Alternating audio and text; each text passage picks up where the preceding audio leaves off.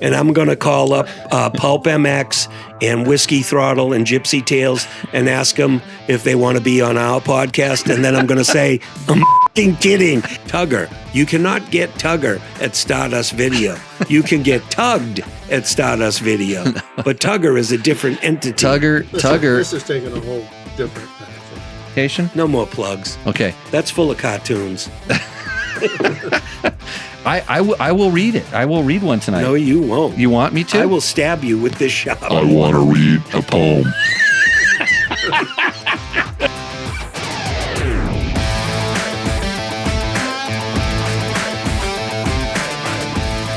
Oh, Jeremy, how you There we feeling? go.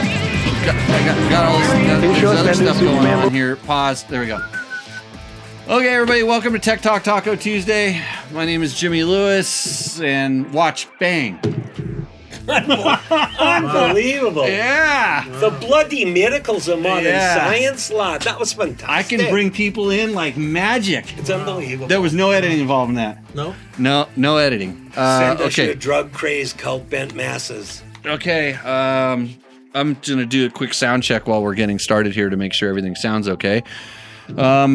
Tonight, we are blessed or cursed, depending on how this goes, with having two wonderful, charming, entertaining, and lovable co-hosts tonight. Leave me out of this. Gene Woods and Jerry Bernardo. Gene Woods, three-time National Speedway champion, all-around nice guy, owner of Gene Woods Racing Experience, go-kart track, drift track on Fremont Street, one of the most famous streets in the world. Not just America, not the United States, and not even Nevada. The fucking world, people. Do you have to do your promo now? No, I don't have a promo. I'm pretty sure that... on the okay. screen right here is Jeremy McGrath's butt's frozen on Motor World 2. That's very We're disturbing. going to talk about Motor World too. Okay. We're going to talk about a lot of different things here. And of course, Jimmy Lewis, ladies and gentlemen, the world's fastest slow bike rider. I called myself out for that this week. I mean, I don't like to talk about myself much in this podcast, but I did a test on a Yamaha WR125 where it's pretty slow bike. The one in the garage. Yeah, and I'm fast on it. So I alluded to the fact that somebody may have called me that in the past. Like it was in print. Even with that front tire that's on there, you could go fast. I complained about That's that. like a dual sport tire. No, I was complaining about it. I was kind of curious because I had to watch. I forgot about the Instagrammers over here. Sorry to interrupt. We're live Is on that a Instagram stock- right now. Is that a stock tire, that front tire? That comes stock on that bike? Yes, that is the stock The front dual tire. sport tire. So here's us live in studio Instagram. I'm holding my phone up. Oh, we're not doing this again, are we? What are we doing? It's freezing. What is? The frame drops on the show. Yeah. Great. Oh boy, I thought I Oh, fixed no. all this. That's okay. I like it when it looks like a kind of like comedy festival. Hold on, let's see if Does it frame freeze drop, but then the audio stays the same? audio's going to be fine. We'll fix it then. Fix the frame freeze dropping. Jimmy? Can you do a monologue for a few minutes, Jerry? Yes, I can. Okay, I'm going to hang up on the Instagrammers because you have to pay for this. All right. You have to go to the OnlyFans account or no, it's Grinder, right? Yeah, go whatever. So you go there right now. Fake you don't know what that means, Gene. And so you can go follow us on our YouTube and our Facebook. We're live there right now, delayed just a little bit, and we're going to fix the video quality. See ya. Okay, bye. Later. Out of here. Over. End. Okay, I'm done with that. So this is still running? Yeah, that's kind of working. And here's the guest. Like you guys wave at the camera there. Look at that. Wave there. Been freeze So that now? one works. This one here is a little problematic. What's the camera set at? They're all Wait, 1080p? okay. These are questions that Are they 1080p right now? Is that what you're sending it no, out at? they're less. I will look at it 720. right here. Let me see if I can. Try and fix it. If you want, we can tell stories. Okay, tell some stories. Hey, Gene, Yes, Jerry. can you tell me the story about the time No. you were racing Speedway and that guy was giving you shit because you were crowding him, or he thought you were crowding him on the line, and then you addressed it rather quickly? Explain in detail, because this is I a good remember. story. This was just Costa Mesa one night in a heat race, and there was a guy named Walt Farnham. We used to call him Fart Warnham. And we line up for this heat race. I'm in 3, and I always like to go to the dirt in the first corner. He's in 4, and I line up right on the line, legal. Well, he puts his hand up, gets the referee over there, stops the race, stops the start, tells the referee, I need to scoot over. Like, referee scoots me over. I'm like, okay, we'll see how this goes for you in the first corner. We didn't make it to the first corner. The tapes went up. We took off, and I picked my right foot up, and I put it on top of the engine case. And a Speedway bike has about a 10-inch foot peg that's solid out the right side. And I just moved over and stuck in this front wheel, and it literally stopped both of our bikes, but it ripped 90% of the spokes out of his front wheel, and his forks are sitting on the ground. And that was the start of the race, and he didn't make the restart. So it was okay. Yeah, well, he should have That was listened. it. I lowered the audio quality on the thing. So I mean, not the audio quality, the video quality. video quality. You know, So where was it at? I'm not a tech. It was at highest, and I put it to lowest. No, don't do it lowest. Do it somewhere in the middle. At like 720. It's at 1080. You're good. I don't get. I don't even get to that. That option doesn't exist here. I'm pretty sure that I don't know what I'm Because it's doing. going to get grainy at low. You realize No we're in broadcaster Pahrump. Don't watch it. The Then Valley of the Dirt People. if you're watching this, if you're really watching this to watch 3 old follically challenged. gentlemen sit around and talk, if you're really into watching that, I mean, every once in a while I'll hold up a prop like a double take mirror. This is a sponsor I forgot to tell you about, Jerry. It's not on the list. I know it's not on the list. Every once in a while I'll hold up a prop and I usually say what it is, but then you can see what it is. Right. But if I say, hey, I'm going to hold up the breakable bulletproof designs front disc rotor protector made out of can be used as firewood after it's broken, so it's recyclable. Then I hold it up at the thing, and right now all you're getting is super glitchy camera, so I didn't fix it. So this show really, but if I go to the guest camera, I can put it in front of you guys, and it's all good. So It's slower. It's- How much delay is there? I can turn the camera on and off. There's not that much delay. Not bad. Yeah. So Anyhow, nonetheless, we'd like to thank our sponsors. yeah, and hold their products up in the air, and that's why we need video, because it's a pod Tech show. Talk Taco Tuesday. Starting sponsored off by- with a bang. You want me to Yamaha. just take one of these cameras and adjust it so it puts everybody in one frame, and you can just leave the other one off. That's Oh, not good? we could switch the cameras.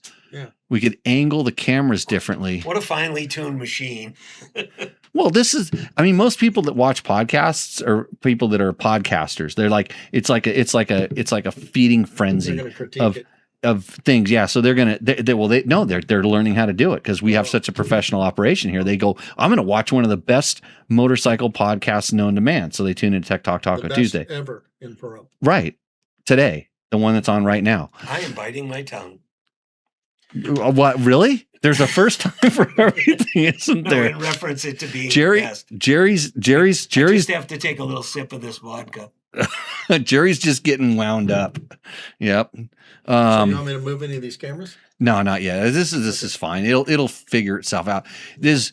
I'm going to blame the guy that wired my network because I know he's a lurker. He sneaks into the chat room. He's probably in there right now. He's a looky-loo. I haven't seen. You know what's crazy He's a voyeur. is there's 16,000 people in the chat room right now. And yeah, right. Yeah, and they're No, that's that other weirdo chat room that you hang out in. oh, it is? No, yeah, but I haven't seen any of the comments yet. But the comments are coming up here, so I need to reload this. Just take your time, take a deep breath, okay? How about have a nice stiff drink? How about you have a drink and I'll say what all the sponsors are. Okay. Okay. Tech Talk Taco Tuesday, live from the Valley of the Dirt People here in Pahrump, Nevada, which is one flush away from Las Vegas. That way is sponsored by Yamaha, Bulletproof, Tugger, Taco Moto, Climb, FAHQ Racing. My mom won't let me say that even though Fuck she's you, dead. racing. And what's that bottom one? Oh, Gene Woods Racing Entertainment. We just put you on as a sponsor. Oh, thank you. You know, Yeah, I'm sponsored. If you want to go race go-karts, come down to Fremont Street, drift track, indoor, right behind Denny's. Good time, good fun. And we also want to thank Jimmy for not being drunk. It's a yet. good thing. You it's knocked my thing over. It's a good thing you're going to have to get closer. It's going to look at. I hate to point this out, but I don't believe Jerry or Gene's mics are on. No, they're on. No, you did that deliberately. Maybe I could turn mine down a little bit and turn yours up. Chris Williams, editor extraordinaire. There we go. Chris, can you hear us? We're hearing them through Jimmy. See, he actually knew that somehow that my mic was catching it. I just want to throw him a bone real quick. If it wasn't for Chris Williams, Motor World 2 wouldn't have made its way back onto YouTube or back out of the sarcophagus that it's been living in for 30 years. Chris Williams is one of the editors from Seals Communications, a guy I work with at Motor World 2. Unbelievable. Does a lot of stuff with Todd Huffman. If you've ever gone to Trailblazers, all those cool videos, he works on all that stuff. Super talented kid and a pet lover. So if he says the audio shit, the kid knows. Don't worry. Yes, I can hear you now. We're just playing Motor World 2. I'm going to get a copyright violation. You need me. You interviewed. We want to thank Lou Seals, the owner and CEO of Seals Communication, for hiring me. For hiring me to do Motor World 2 many, many years ago. And when we wanted to put everything on YouTube, we said, hey, Lou, can we have your blessing? He goes, go for it. And everybody's stoked. And there's been a lot of cool. Chris is doing all these really bitchin' under 2-minute reels, putting them on Instagram. So if you want to see the original Moto 90s, see how I said that? The original Moto 90s, the original, the real Moto 90s. No knock on the new 2026 Moto 90s. Go check out Motor World 2 on YouTube. I'm laughing at my video because you're gonna have to wear your headphones now because we're gonna start playing stuff off the screen. Oh, and then fuck my life. Oh, you're here. Use the. Can we lower that microphone for you? Oh, go ahead. Don't worry. Angle it down. Nobody wants to see me. Well, hold on. I'll just check your angle. That's all right. Check your zone. Like this. Well, now that we're 20 minutes into the show, we've got it kind of 14. We've got it really. It's working. They said they can hear us now in very clear video. So I think that's a thing. And then what's up from the land of tequila? That's the guy that sent me a pin. His name's Victor. He sent me a pin today, and he said if something goes wrong, this is my last known location. You might have to tell someone to come look for me here. Victor Andrade. Yeah, he flew down to Guadalajara. And he sent me pictures of him drinking out of a clear bottle, and he was in some places, I guess, some mezcal. He's doing some site surveys for Sicario 4. I don't know what that is. Hermano. Are you sure that it's picking up your mic? Because it sounds like it's picking up from Jimmy's mic. How about this one? Like Jerry's picking up from? Jerry's picking up from. Let me try to turn Jimmy's this mic. thing. Can you hear me clear in the headphones? I can hear you pretty good. Here, well, yeah, I can. And then if you want more headphones, does that help out? No? Jerry, Jerry, say hi. I can hear you clear. Okay, I can. Jerry. Hi. I can hear you good now. Yeah, we're all good. It seems like it's working. I used to race motorcycles. What? Yeah, I was fast in dirt bike racing. Really? That's okay. I know that a little. I used to sort of.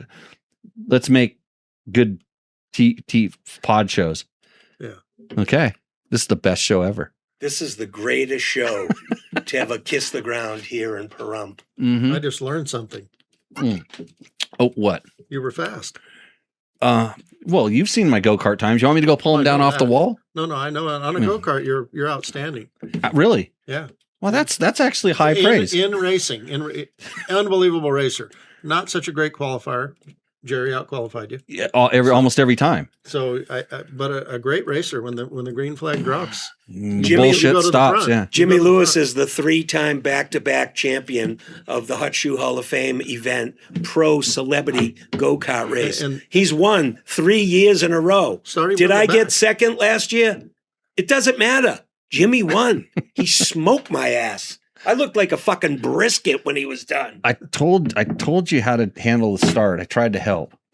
There were no slackers in that race. You beat some fast guys, dude. 10 guys on track. Brown, yeah, they're all really Sunny Nutter. They're not people that don't have accomplishments. Let's put it this way: there was no real slackers out I think there. even Billy Gray was in there. Billy Gray I think he made the main event at like 90 years old.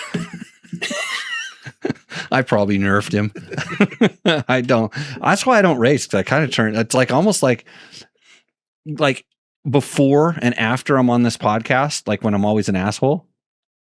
This is the only time Before I play and nice. after? Yeah, Oh, before. But during, I try to be nice and pretend that I'm nice to normal people and regular. But this is like penance. This podcast. Now that our sound is working, and Victor says, "Hey, Gene, Jimbo, and Jerry," and Trent says he can hear everyone just fine. So this show is finally settled down, starting to work. Maybe the beer kicked in. How's the I don't video? know. Is it jumping around or is it good? Well, it just is what it Is is. there a bunch of latency? Is there like stalls? Gene wants to take me to Vegas and put me in a real studio because he thinks I have some talent. But what he's I never said that. I never heard you say that. That is bullshit. You just interrupted me, Jerry. Sorry.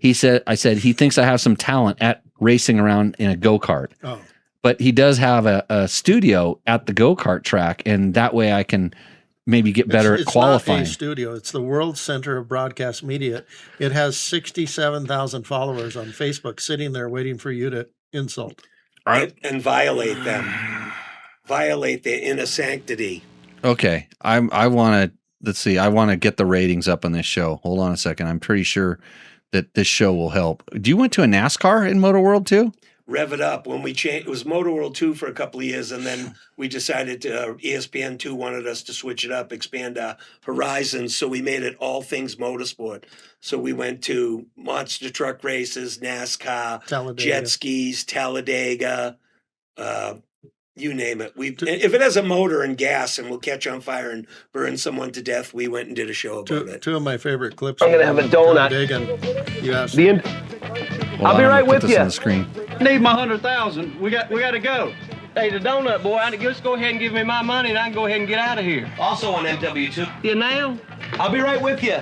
The cart drivers, they're doing a little charity event down in Fontana, California. These guys are really going to go for it. Bavarian Was that a cream. Nikki Hayden hat? We're going to go down there and have some fun. Was it a what? Nikki Hayden hat. Might have been. I don't know. I can't get that right through here. I was looking at the donut. Hey, I don't want that. You got the wrong one. It's my money. No. Okay. So we'll figure this out. I'm gonna get this show tightened up. Maybe at the World Center of Broadcasting. I don't know. When are we going to talk about the Tenere thing? Oh, I forgot about that. That was on my. That's why I reminded you. Is on my list because Let's don't- talk about it right now. I don't want to turn this whole show into a sponsor plug. No, but that's a good story. No, it's a really good story. So Let's hear it. did I tell you this? I didn't tell you this story. I saved it for tonight, Jimmy. Okay. So Yamaha is having an event called the Tenere Trek up in Tamarack, Idaho, and the event's going to sell out. It's pretty cool. I get to do schools again. I get to teach people how to ride Yamaha dirt bikes, Teneres, off road. And this is a really cool thing that Yamaha and I put together. It's crazy because I don't think anybody will do it. But if you want to buy a Tenere right now, and you go buy a Tenere, and you want to go to that event, I'll get you into that event. And then I'll make sure you get in one of the classes. My buddy Clifford just bought a Tenere. He should show me in New Hampshire a Tenere, which weighs a Tenere probably weighs 419 pounds. And Clifford that weighs 150 pounds. Hey, but he bought one, so he's out riding. If he's not riding, he's not having fun. So, He's insignificant in the world of weight. In the weight compared to the motorcycle. I mean, it's 150 pounds is a lot of weight to throw around, but that extra 50 poends makes a big difference. So if he stops doing heroin, he can gain weight. Haven't tried that. Neither is Clifford. Good. Clifford, if you're out there, I love you, brother. Yeah. So here's a quick story about Clifford. I swear to God, this is the honest to God truth. Clifford Owens' dad died mysterious death. He was murdered. I swear to God, it's true. They found him in the trunk of his car, frozen in the Corning parking lot, missing for 3 weeks. Okay. Nobody ever knows how Arthur Owens died. Gunshot to the chest. Later on in life, remember them little baby on board, the little diamonds? You know, when they first came out, the little sticker, baby on board. Yeah. We were at a party one night and I looked over to Cliff and I said, hey, Cliff, you know them little baby on board you got? You should get one that says father in trunk. I swear to God. No, I said it. You didn't call me up and say we were going to do a joke show. Oh, I have a joke. That wasn't a joke. That's the truth. That's a story. That's a story. Hey, sometimes people die. Okay. Oh, yeah, this is true. Okay. Tenere. So if you buy a Tenere, if you, in recently, like real recently, and you want to go to this Yamaha Tenere truck, hit me up, Jimmy@dirtbiketest.com. Let me know, and I will make sure you can get an entry to that event. So it's in Tamarack, Idaho. It's going to be awesome riding. It's just beautiful riding up there, adventure bike riding, and me and the beautiful wife are doing schools up there for a couple days. Beautiful wife, Heather. Now, just real quick, I want to let you know that Jimmy used to teach motorcycle riding tips, how to improve your riding. He used to do it right here, but he doesn't do the schools anymore. And it isn't because he doesn't want to do the schools, and it isn't because he didn't make any money doing the schools. No, I didn't make any money. Shut up. He's very well versed at instructing you the things you may or may not be doing right, whether you want to go fast or be safe. It was an insurance thing. The insurance costs just skyrocketed insurmountably. I don't know if that's the right word. It's a lot. Yeah, like a lot. If it was really a lot, we'd say it was a fucking lot. Okay. So now he's going to be able to teach you how to ride specifically on a Tenere adventure bike riding. You could show people how to pick them up, legs lift, backs bend because they're heavy, things of that nature. Weighting peg. It's a Tenere. It's a Yamaha. It never tips over. 100%. Yeah, Yamaha. Sponsor of the show. Yeah, Yamaha sponsor of the show. And you have to be on a Yamaha to go to this event. Yeah. So that's why because some people said, I want to come and take your class here, you're teaching. I go, well, then you have to have a Yamaha. And they're like, I don't have a Yamaha. And I'm like, go buy a Yamaha. Like, I just thought that would be nice. Get a pizza, buy a Yamaha. Yeah, buy a Yamaha. Go to your dealer and buy a Tenere. Was there Taco Tuesday though? No, we went to Romero's and we had Mexican food, and I had chili Colorado. I had a taco. You had a taco. What'd you have? I had a taco and chili relleno and enchilada. Which is a number 9 if you know anything about Romero's. Yeah, Romero's Mexican food, where it'll be the home. Then when I got back here, I had a number 2. It's a touche. It was the massage chair. Is that what it was? Yeah, it was the massage chair. Oh, that escalated quickly. This podcast was born in that bar at Romero's. Yeah. That's the very first episode. I should call that up. And Janie, that's my bartender, says, Jerry, it was a lot. It was a lot. I'm the only one that can say those words, Janie. Yeah. But you can type them all you want. Because we don't have... You little hussy. Yeah. So, Janie, I need somebody to come over here and pour my new tequila for me. And maybe you could come and have a sip. I'll put it on the emergency camera right here. This is El Ateo, brand new. I got a Blanco and an Anejo. But can I take a... Sorry to cut you off. Go ahead. Can I take a minute out to give a shout out to one of my new sponsors? Yes. Well, actually, it's not my new sponsor. I FAQ Racing, sponsor a team, GTBN team, which is a International 6-day enduro ISD club team. And this year we got a really strong force with Jaden Donners, Tyler Vore, and Leighton Smale. And Leighton Smale is just slaying the dragon racing lately.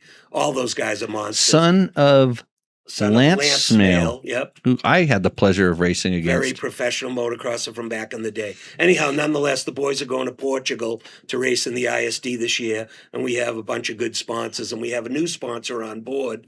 A friend of mine, Susie, owns Stardust Video in Everett, Massachusetts, and, you know, it's for adult entertainment, and there's no batteries involved anymore. Now everything's USB, so I just wanted to give a shout out. Susie, thanks for hooking the boys up. And there's no hidden pun there. So she runs a video shop, you said? Yeah, but they sell stuff too. Sell stuff, right? It looks like candles. It's really hard for video shops to make it these days. No, times are tough, but yeah. I mean... She was the biggest supporter of the team, besides you. It's one of the longest running adult entertainment stores in Boston, okay? That's its claim to fame. How does the AMA feel about that portion of the sponsorship? You want me to actually answer a question about what I think how the AMA feels? Hold on a second. I got a sticker for this. No, I don't. It's over there. Okay. No, we'll stop the discussion right now. Okay. Yeah. Me and the AMA get along, okay? We're like this. This is me. This is the AMA. Visually, it was there. Okay. See, Susie's right there. Yeah. Hey, Susie. Yeah, baby. That's what she says on the chat. Good to see. And Lou Seals. Holy crap. I'm telling you, seriously, it sounds like we're sucking up, but Joe Colombero called up Lou Seals and said, hey, this kid paints helmets out of right wood. He's a bit crazy, but he paints really killer lids. Lou Seals sent up Ed Coughlin and Dan Walsh. You know Dan. Yeah.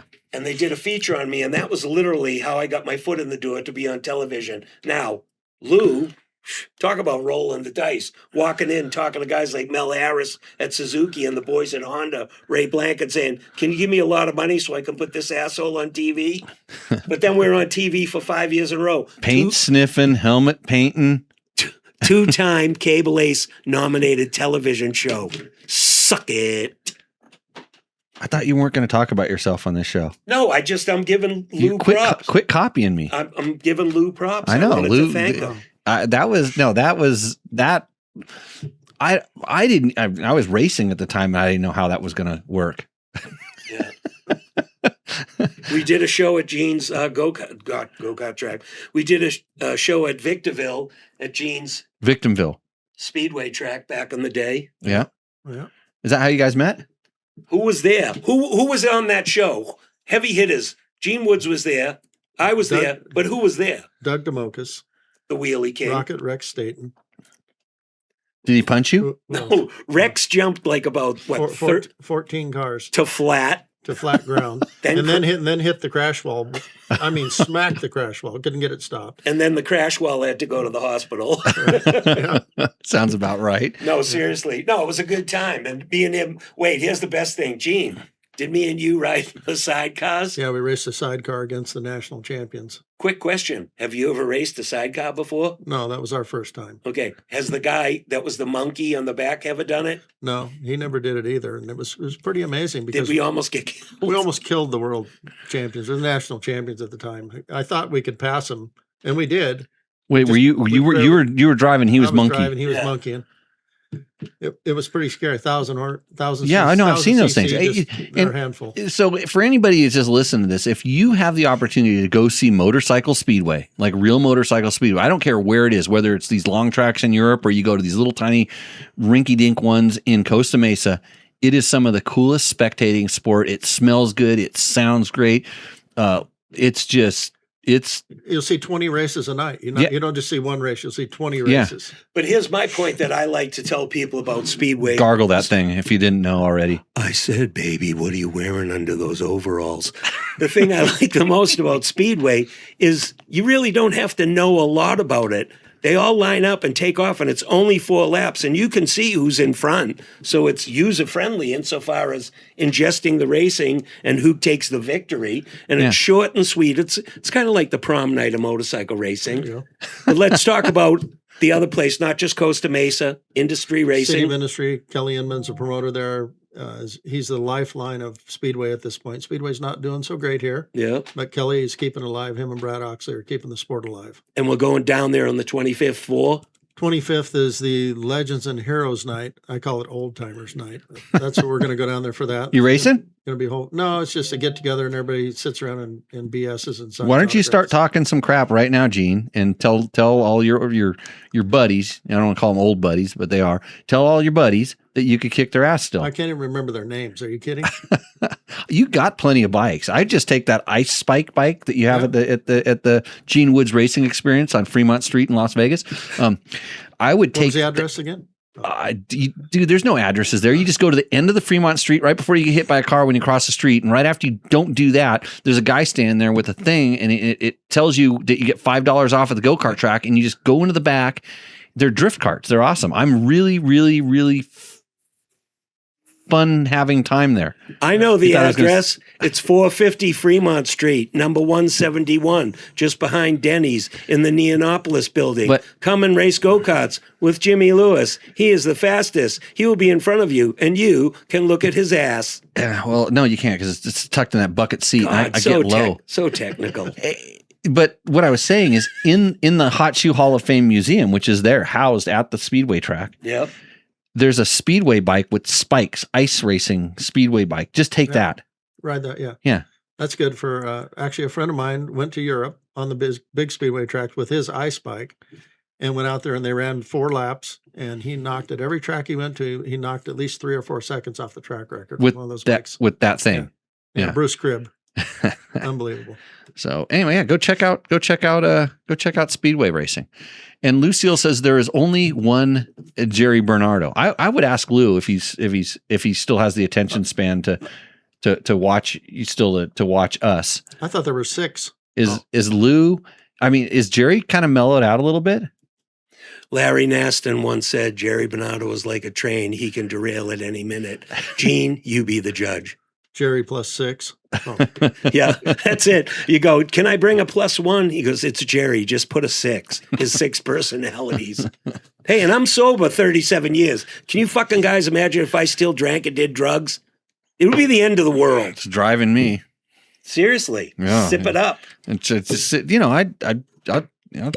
this is good. This is really good stuff. Also tonight on Tech Talk Taco Tuesday, we have Roost or Endo, which is basically you send us in a photo of your motorcycle and we look at it and we decide whether we think the thing roosts, a.k.a. hauls ass, or if we think it endos, a.k.a. sucks and is a piece of crap. No offense, but one has to win, one has to lose. We have a head-to-head competition going tonight. We have 2 bikes coming in. And is somebody going to win something, a $100 gift certificate from Taco Moto? Brought to you by Taco Moto. How's that? I even remembered that. TacoMoto.co. You don't even need him. I need Jimmy. Oh, okay. No, you don't. I'll get up and leave. We go way back. That's that night in Puerto Maldonado. Broke back. I've got that queued up right now. Believe it or not. Just so you know. Here, let's see if we can get. How this. fast is Jimmy Lewis? He won the Incas Rally in Peru with Arnaldo Nicoli, We a gotta very get past the famous intro. enduro racer. Buddy Chris Smith. Look, there's your buddy Chris Smith. Chris Smith, we finished on gold in Finland. Tough race. Great rider. I'm on an XR600. He's riding a nice little CR250. And probably will. Hey, Johnny talked about XR600s last week. I don't know where we are, but we're about 11,000 feet. 3-camera shoot, 2-hole show. Dougie. This is insane. We've been training big time and hard all year long. They're filming me for international television. Check it out. You can do whatever you want, but look out because there's a lot of guys in this place. You're lucky the seats didn't come unscrewed out of that plane. We were in a freaking cargo plane, and they said, empty all the gas out of all the bikes, and somebody didn't. All of a sudden, we're in there, and we could smell gas. The guys in the plane were flipping out. Franco. I want to be like Franco when I grow up. Check it out. 2 shows, MW2, the Incas Rally by a Chervis. Unbelievable. You ready to ride? Ready. These guys are from Chile, but they know a lot of cool stuff that I don't know. They're going to teach me everything. Carlo De Guevara. One of the Chilean enduro champions. And also a Dakar rider. Didn't he finish behind you and I? Yes. Oh, we don't. On camera shake. No, we're not on camera. We're watching. We're doing a Suzuki ad right now. Wait, hold on, I got to stop this. This show is sponsored by Yamaha. Yeah. Yeah, Yamaha. Oh, hold on a second. That was that was 30. No, that's a Rooster Ender floor. That's the wrong thing. Oh, we got to watch 30 a video. years ago. Oh, I don't know how this thing works. Take a deep breath. It's okay. No, it's okay. It's like I wore a Honda shirt on the show last week. No, 2 weeks ago. Sometimes you have to ride a Suzuki. I had good luck on Suzuki's. Hey, Ken Roxon kicked ass this year. Yeah, didn't it win a So take Supercross? that. Didn't. Okay, hold on a second. Lucille says Jerry needs to explain how he trained Ryan Seacrest when he was 18 in reality TV for our Radical Outdoor Challenge on ESPN2. It was a show on ESPN2, Radical Outdoor Challenge, that Seals Communications put on. And Lou discovered a young Ryan Seacrest who had never done any television whatsoever. And Ryan was the host of the show. It was Radical Outdoor Challenge. They got young kids, I don't know, 12, 14, 10, 12, 14 around there. And they rode bikes and did crazy stuff, real physical outside. And Ryan was the host. And Lou came up with the great idea, like he always does. Hey, we should have Jerry be a guest host. So I show up. Ryan Seacrest is standing there with the mic. I con him into letting me go in the lake. I go in the lake and I go underwater and he's talking, the camera shot. I stand up out of the water and Ryan Seacrest is like, The fuck? Way back in the day. So that's how Ryan got his start, and he's still in the business. I don't know if he's had plastic surgery, Botox, lip filler, Who is an he? extension. Who is it? He discovered the Kardashians. Okay. I don't know who they are either. Lucille's discovered Ryan Seacrest, who discovered the Kardashians. Right. Didn't he have a radio show? He's got a lot of stuff. Anyhow, nonetheless, that's that. You thought I'd forget Lou. Well, I don't, because my mind is a steel trap. Nothing gets in or out. However it works. Okay, so we will do Rooster Ender later tonight now. But yeah, Motor World 2. Let's scroll past that commercial of the competing brand, because this show is brought to you by Yamaha. And there's more dancing girls and more Chris Smith. I'm just looking for a part with me in it.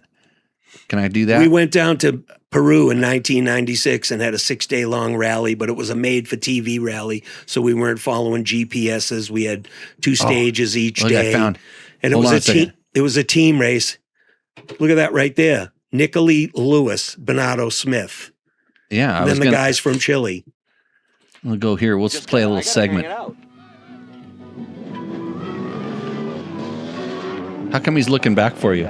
It was a team race. We both had to finish at the same I time. knew we were going fast, but I didn't know how fast everybody else was going.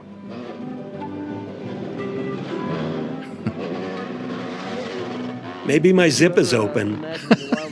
Finishing second in the very first special test. All I have to say is the people in front of me is Arnaldo Nicoli and Jimmy Lewis. That is balls out. Ah, as a compliment? We're high-fiving right now. You know, the event, we don't have a problem with the riding. It's the fact that there's no communication. So if we have to make a strategy or a plan, forget it. Because we were trying to, about the gas, we didn't know when we were going to stop for gas or how far he should go ahead, or we just kind of, winged it, and it worked out pretty good. Notice how he's listening to everything I'm saying there. Yeah, because Arnaldo Nicoli speaks Italian only. 6 minutes behind, then the Chilean team of Di Gavato and Lavalle. Okay, enough of Jimmy Lewis. If you want to watch every single show from Motor World 2, we have 90% of all shows, 133 shows over 6 years, up on YouTube right now. So go to Motor World 2, like and subscribe, all that bullshit. And if you want to watch motorcycle racing from a long time ago, and if you want to complain about it, don't. No, do it. Put it in the comments. Now that people can complain about it, they can put it in the comments. What I'm saying is, you know how nowadays if you have something on TV, everybody gets on their phone, they're like, Conor McGregor, blah, blah, blah, the Lawrence brother, everybody bitches. This was 30 years ago. Half you guys were still keeping your dad's leg warm when we were making TV, okay? Hey, pro quad racing. So take a deep breath. Oh, look, there's Mercedes Gonzalez, women's motocross champion. If you like it, watch it. If you don't like it, don't fucking watch it. Okay. Hey, wait, there's some famous kid. Hold on. Let's see if we can get this video played. Here we go. Jerry Bernardo commandeering the vehicle as lent to me by Fred Bramblett. I'm with Ziggy, Mrs. Beth LaRocco, and Paul, mechanic extraordinaire. We are going to have a little feature. You didn't have Mike LaRocco on to do a monologue? No, he would have kicked the shit out of me because I had his wife in my car. My wife sat next to him in a plane flight from back east, and he was real talkative, and I'm not kidding. Awesome. The super cool sponsors of Factory Connections, Jack in the Box Honda, Mike LaRocco, the man. Hey, can you give us 1 minute? Because we're just trying to make a little bit of television, but we'll be right with you. Thank you. Hey, that's what I came on to watch Tech Talk Taco Tuesday, not this guy. Well, you're that guy. I am. Beat me with it. But I'm here at Washougal, and I'm telling you that the dirt looked good up in Unadilla. It was nothing. We'd run Gene's videos, but he'd get in trouble. A special blend by Brian Bonds and the boys in the Northwest. LaRocco's bike, big power, factory connection suspension, and Jerry. Wait, you raced? I raced an amateur race on LaRocco's bike. And they put a helmet cam on you. I have no idea. I remember Wyndham asked me about the whoops at Washougal, which are pretty big. He goes, "Did you seat bounce in?" I go, "No." He goes, "Did you seat bounce out?" I go, "No, I rolled every single one of those fucking things." I'm a woods guy. I'm not a motocross guy, but it was fun. The dirt was great. Beautiful track. Washougal? Yeah, no, I thought it was a good no, track. it's beautiful. It's a little slippery. A lot No, I slipperier know, than it but looks. I'm just saying Yeah. the setting, the trees, the Northwest, all that stuff. You got to go to Jack in the Box. Did you get 2 tacos? I mean, it's not really a Hallmark postcard of tracks. It is too. I just threw that out there. Okay. It's nice. And Lucille says, don't forget about your 2 Cable Ace Awards. So, don't worry. He already told us. He already told us. I heard it. The only 2 ever received for content on ESPN2. Congratulations. The proof is in the pudding. Yeah. I didn't win, but I got nominated. You know what else we do on the show, amazingly? Drink tequila. Because it's called Tech Talk Taco Tuesday. We answer your motorcycle and motorcycle product related questions. I knew we were here for a reason. Is your bike screwed up? Do you wonder why your Yamaha does A, B, C, D, E? No, Yamahas are perfect. They don't do anything wrong. But do if you wonder why it goes super fast and beats everybody on the track? See how I fix that real quick? No, we can. There are 2 of the 3 people here are more than willing to answer your motorcycle and motorcycle product related questions. If you have Jawa Speedway bike questions, I'm pretty sure we can get them answered tonight. I know about bold new graphics. That's on the fringe. But if you want to know about how to get your Husaberg to start, or I got a call today from a friend and he has 2 Husaberg 650s. So we're in counseling. But that's why he's my friend. He has one to tow, the other one to start it. Well, no, he takes them both to the sand dunes and then they blow up and then they go through. But no, so there's parts. These bikes are old enough now to where the airbox boots and rotted out. Yeah, and the vent tube. There's the custom vent tubes. Jerry said, don't go too long on the technical shit because it bores the crap out of everybody, even though that's the basis of this show. So, do you know anything about 3D printing? No. Okay, No. then you can take your headphones off. No, go ahead. No, okay. So we're thinking that we could get these parts 3D printed, and I know some people that do a little bit of 3D printing, but they make different materials. And so, have a sip of water, Jerry. Just have them scan it. Scan the files, and then if you have one, even if it's cracked, they can kind of fix. They can fix it in the thing. Do you know anybody in this business, Gene? I mean, it might need a connection. Yeah. I do have a friend that makes. Actually, I'll go over it when next time I let you talk. I'll go over and get that thing. I'll show you. I'm going to get it right now. I think there's some 3D printed stuff in Stardust Video. In case you want to What's the D stand for? In case you want to put your eye out. And if you guys want me to tell my new joke, just ask. I'm going to tell it anyhow. So sooner or later, say, "Hey Jerry, do you have a joke for today?" I do not want to have to click that box. So this is a 3D printed part that I actually broke because I was supposed to test it for fit, and it's actually for a Tenere. It's an under seat. It plugs in there. But check this thing out. But it's it's a harder material. But what's it for? Is it for storage? Yeah, for storage. There's a kind of there's an empty box underneath the underneath the base of your seat, and that's a negative space that was available. Right. Kind of like when you go to what's the name of the video store? Stardust Video, Everett, Massachusetts. You can. How did it fit? It didn't fit perfect. That's why it's a little bit broken. That's why it's in here. Is it waterproof?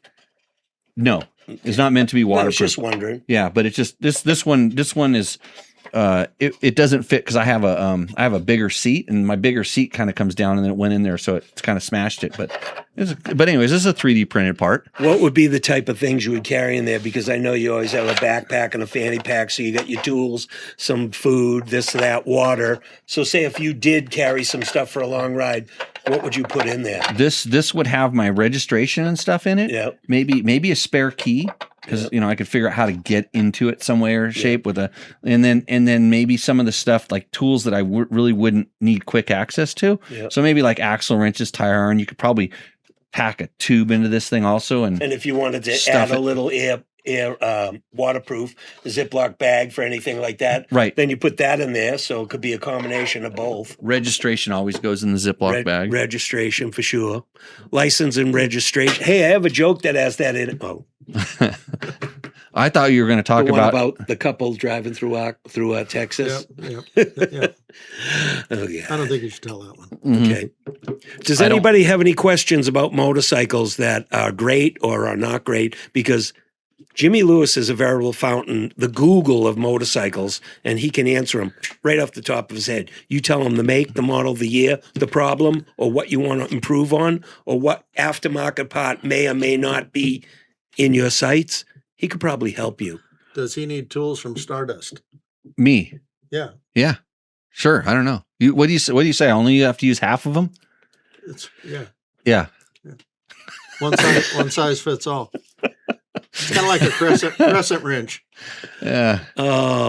Dave Donnelly says, "Yeah, I know about starting a Husaberg. Yeah, I was riding out. I was riding out across the desert. I saw a guy with a bike in the back of his truck, and it was just there. And he's like, "Yeah, I can't start my bike." And I go, "I can start it."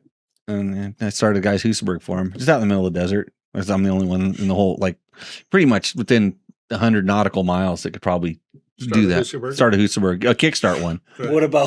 What about at the Angus Rally when I started that guy's 650 up on the the muddy bridge, the muddy hill? Yeah, that was touching the water, the pallets over the water, and I go, let me try it. I stood up and I had to kick the 650 through, and I go, hold the handlebars, and he's foreign country. He's holding, and I kicked the thing, and he didn't have his grips wired on. The grip flies off, and me and the bike just go just like this right into the creek.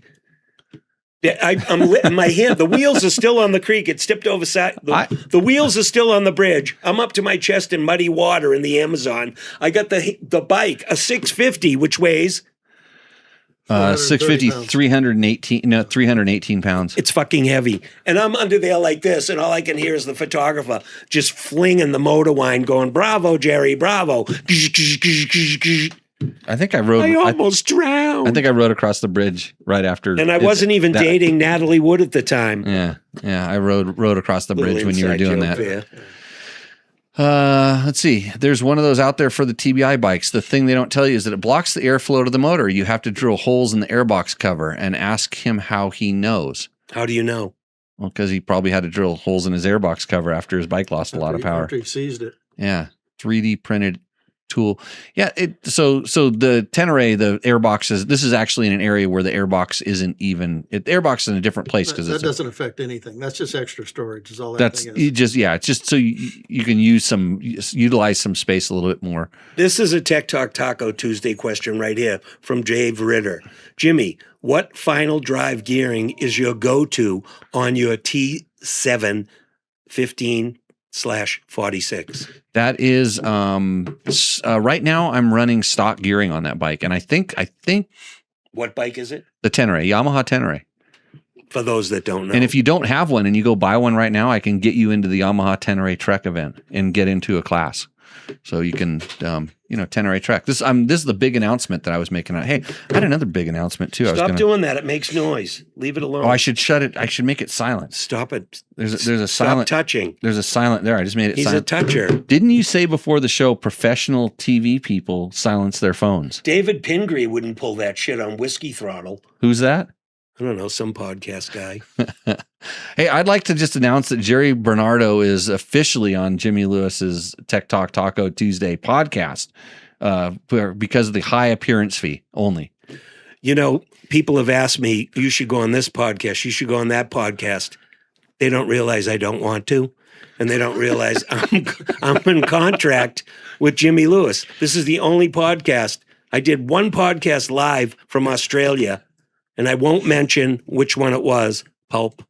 And that's the only time I was ever on a podcast. Ever since then, I have sold my soul to the devil in Pahrump. And it's me and Jimmy Lewis and my sidekick and driver, Gene Woods. And if you want to know more about Jerry, you can find him in Written in Scars. That's his one of his 11 currently released books, 12th one in publication. No more plugs. Okay. That's full of cartoons. I will read it. I will read one tonight. No, you won't. You want me to? I will stab you with this shop. I want to read a poem. Oh my God. I feel like I'm one of those peep show booths in Stardust. Hey, I saw you come into booth 10. Oh, get the bleach. Show them Hey, look, show them the shoes that don't stick to the floor. Ladies and gentlemen, on behalf of Gene Woods and myself, I'd like to introduce you to the Heart Shoe, which is a Hut Shoe Hall of Fame entity. We are a nonprofit. This is true.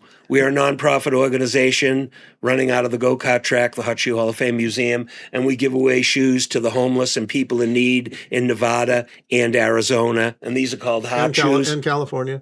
Our last event, we gave away 750 pair of shoes. I let you interrupt me for that because you're right. I stand corrected. California, Nevada, Arizona. We work with our buddy Pastor Bob, who also is a pastor in Arizona and races Speedway, but he's hurt right now because he broke himself off. We give these shoes away. They're really light. We give them to the homeless and people who are in need. And like Gene said, last time we gave away 700 pairs of shoes. So if anybody wants to donate to the Hut Shoe Hall of Fame, we work straight off donations, and we are a nonprofit, so we don't take any money. We donate all the time. Gene? HotShoeHof.com. There's a donation link right on there, and you can see what we're about. Yeah, so that stands for Hot Shoe Hall of Fame, and that is at Gene's go-kart track in Vegas is the physical location.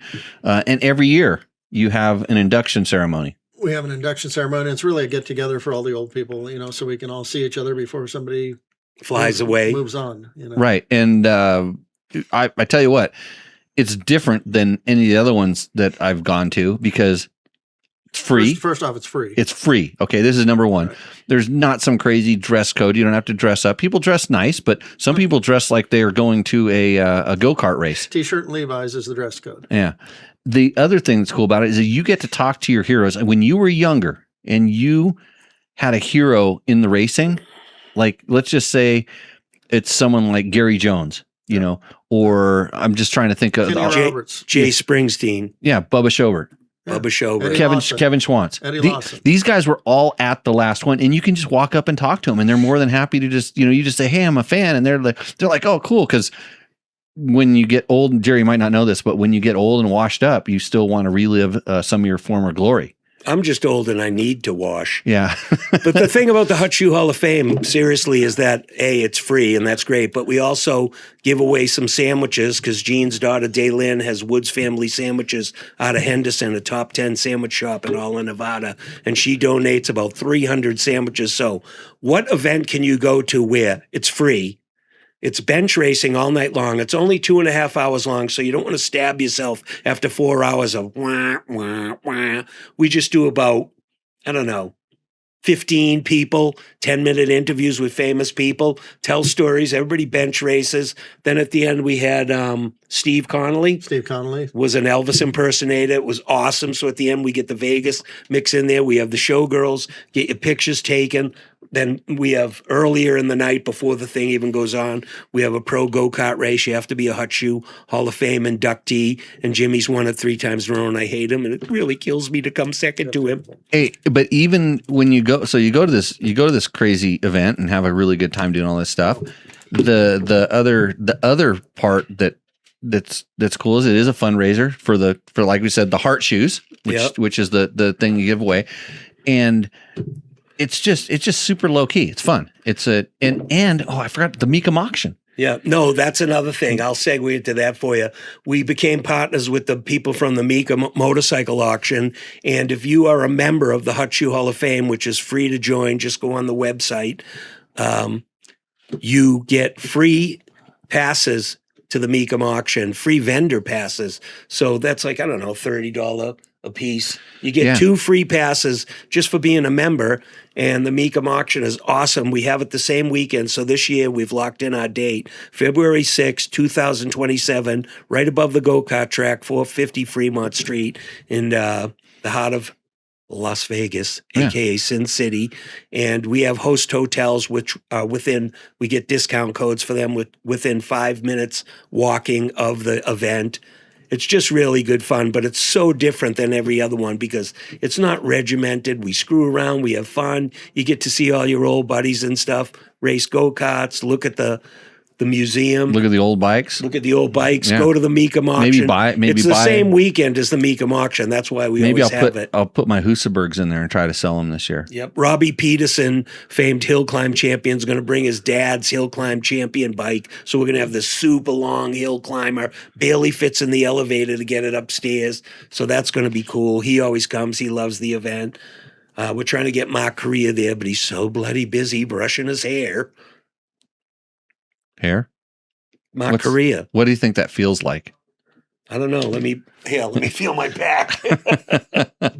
So Tech Talk Taco Tuesday. Hey, we lit up the thing because we said we were going to answer a technical question. So Asher Lito 3801, he said he started fixing his DRZ after my head-on that gave him a 3rd-degree burn.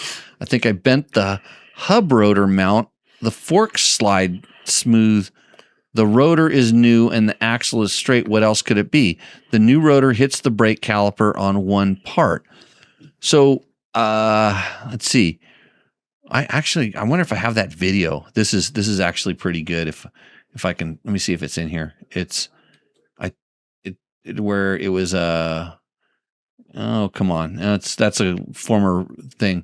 I had the video where he was doing his head plant. Yeah. Just to answer the question. I get distracted easily, don't I, Jerry? Yeah. And that question ran on with no period, so you really get confused trying to read it. But what do you think the answer is? So it bent the hub rotor mount, the fork side. No, he bent the hub rotor mount, period. The fork slide smooth, period. The rotor is new and the axle is straight, period. What else could it be? See, when you put the periods in there, it's the periods that are missing. Right. It's easy to digest. And I used to think Logan was an idiot because he couldn't read the questions to me. Well, I can can't see even things. I can't even read my own questions because I ate mushrooms before I came over here. What do you think the answer is? I'm thinking that I'm wondering. I don't know on that particular bike if the spacers that go in the wheel are the same on both sides. I've seen that people will misplace the spacers and then it kind of goes out of line, or maybe that spacer actually, like because he nerfed, he rode into a snowbank like he was going to ride over it, and he rode into it and then went over the handlebars. I had the video. We used to play it as a kind of like a funny thing. And the new rotor hits the brake caliper on just one part. The hub seems bent. YouTube limits the words you can type, so every character matters. Oh my God. Want to buy a period? No, I'll take a vowel, Jerry. I'm just busting your balls. It just, we don't know that. I'm just saying it was a choppy sentence. We're trying to help you. We're trying to help you, kid. Here, drink some tea. Take a deep breath. So the hub seems bent.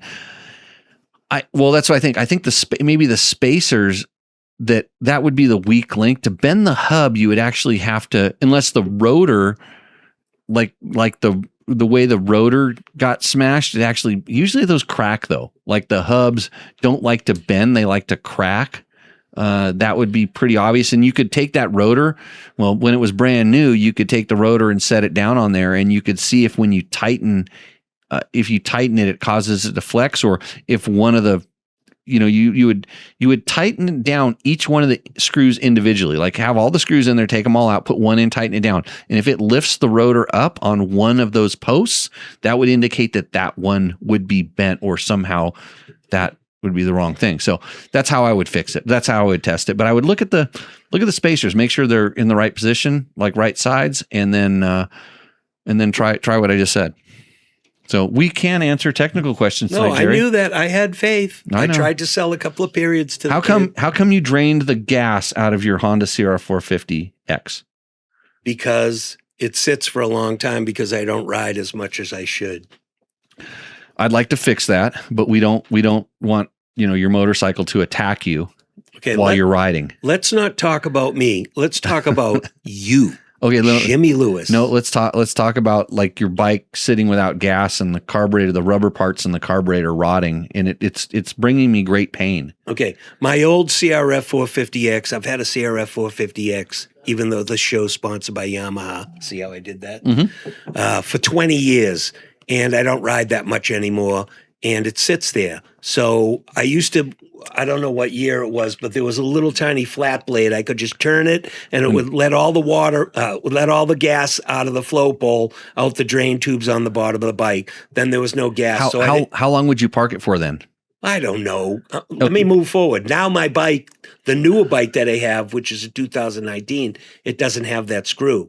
So I took the 17 on the bottom of the float bowl, cracked it, got all the gas out of there, screwed it back on. In my brain, almost all the gas out. In my brain, I thought, okay, now when I go to start it every now and then, I'll get fresh gas in there. But Jimmy told me, don't do that because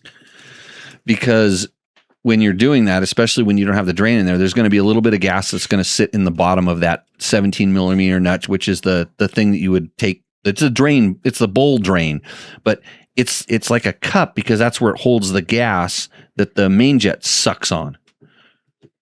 What's the name of the show? The place in Boston? Stardust Video. Yeah, and it has nothing to do with the carburetors, but I just thought we'd bring it up again.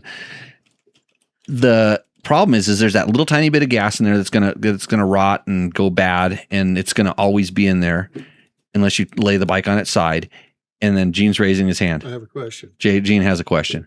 Would a fuel stabilizer like Sta-Bil, would that help this situation? If you're going to know your bike's going to sit and you want to put a fuel stabilizer in there, because I do it in my cars. In my experience, the answer is yes for a limited amount of time. And I would guess 6 months, a year? It'll double the amount of time. It depends on where you live.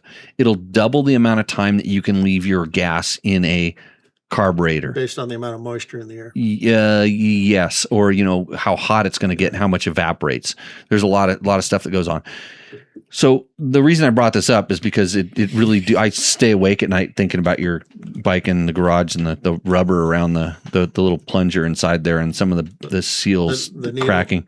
The float needle with the rubber end on it. The float needle, yeah, and so if you leave gas in there, the stuff stays hydrated and it doesn't rot and crack and dry out. But the thing about leaving the gas in there, don't start crying on me, Jerry. I'm reading the guy's story. I'm thinking ahead for you. Keep going. Okay, but I'm hoping I'm telling you this so that you're going to go home and put gas in that bike and start it up. It has gas in it. Okay. Oh, still in the tank? Yeah. Okay. So anyways, the best thing you can do is leave gas in it, leave your petcock on carbureted bikes, and start the bike every month or so. And we suggested starting it very early in the morning to wake up everybody in Gene's house. Cool. And after the third or fourth time, they will come out and tell you to stop doing that so much, and then you do it a little bit less, and then you can claim that you listened. They won't come out and tell me. They'll tell Gene. Right. Well, you're both here. Yeah. So now we know what the problem is. So the guy with the problem with the thing with the rotor that couldn't afford a period because YouTube's cheesy and cheap. This is a different crash than the snow crash. The original rotor was folded around the fork. The spacer are in the right spots. How about caps? Can we throw some caps in there? Would that help? How about plural spacers? No, he's going to be mad because we're critiquing his typing. He's not going to be mad. Just try and fix the problem. You know what this guy does for a living? I have no idea. Well, he removes hemoglobin from dead rats. He's a cheapskate, number one, because he's always been trying to fix up this DR since day one. He had an old one. He was desert racing it, but because I remember some of our top fans. He's a really good guy. He moved up to Idaho to work on trails. He was on the official Forest Service trail work crew and clearing our trails to go ride on. And he was he'd come on the show and he kind of give us reports. I'm like, hey, quit talking about it because we don't want everybody to know where the good stuff is. Nice. Yeah, but so he was basically in Colorado. I mean, Jawbone Canyon. That's where he was. He was in Jawbone. He was working in Jawbone Canyon. So different than the snow crash. Okay, well, it's if you smash the rotor and it wraps around the fork, the original rotor, that's substantial damage, and I'm pretty sure something is bent in there. Oh, yeah, try that thing I told you. Figure out, and if there's 6 bolts on there and 5 of them are good, and that sixth one, because the hub is bent, and you're trying to save some money and stuff like that. You know what I would do? You want to know what I would do, Jerry? Let me ask you, what would you do? I no, because it's going to crack. The hub is going to crack, and you don't want to pull that rotor into a bend. Leave that bolt out. I would leave that bolt out, but I would also, I would put all the 5 that are in there. Put spacers behind them. No. Well, spacers. I would actually JB Weld. JB Weld. I would get like a thick, like the putty JB Weld, and put that behind it, and so just tighten all the other ones down so it smashes it down into a plate, and then drill the JB Weld back out, and then bolt to that. How about that? There you go. That's self-leveling. Yeah, that's why I bought that Bobcat from you, Gene. Did you? So Yeah. is it something to work on? Yeah, something else. I wanted something else. Yeah, so because I can try to fix anything, even though we're still struggling with that one is. I warned you. You did. This is true. Have a sip of this. I don't like to just hold on. Have a sip. There you go. Mm. I feel so much better. I'll drink You do. to that. You have some water. Hold on a second. Wait, I saw somebody I knew. Wait a minute. Wait, we're gonna watch a little segment of Motor World here. Unadilla. Davey was really talking some smack. He's pretty much full There's of your himself, buddy. even though he did bow down to you as cub reporter. Roy's actually looking for work right now as a reporter of some of those other magazines out there listening. Thinks he's a big, fast guy, but come on now. I mean, Rich Winkler's here. Right. What's he talking? He's talking now. Pat, too. Pat. Well, Pat, you have seen Pat. I'm looking at Pat right now. Have you seen Pat fight? Can I tell you what Have I you think seen of his it? physique, though? That training regimen? It's okay. You can talk over the video. Everybody will hear Rumor you. has it there's a bat on the windshield.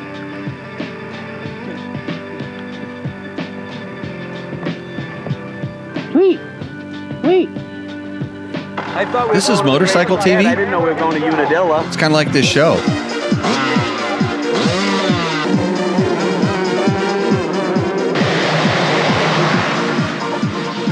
Wait, this is the one you rode LaRocco's bike in. No, that's Unadilla. Oh, that was Southwick. I saw When you that wanna 5 find getting the whole Davey, shot. Who was the reigning champ at the industry race at Unadilla? You just look for McGutta and Nappy, surrounded by the Utica posse. It's the Utica Mafia. Nappy says he's the man around here, but I've only seen the playground he hangs out with. I don't think he can get into any bars here. I just was over talking to Rich Winkler and all the other guys that kind of milling around, having fun, Roy Jansen. They said that you're the man. I said, who's the fast guy? Nobody even paused. All in unison. Davey Coombs Jr. It's Art Ekman taught me everything I know.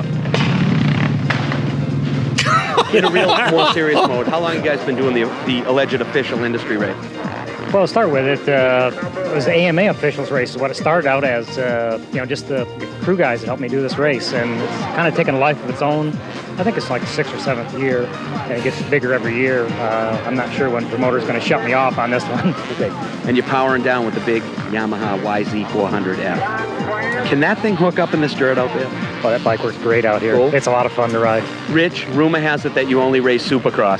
No, I'm an outdoor guy, man, and I've been training hard to beat Davey this year. You almost said Jerry, didn't you? Say it again. Okay, yeah, that's another one of my competitors. What about Winkler? I don't worry about Wink. We'll knock him down someplace along the way. Funny, come over a jump and there'll just be like a foot and a half, a foot of like loose mud with ruts, and you go, ooh, I better pick a line.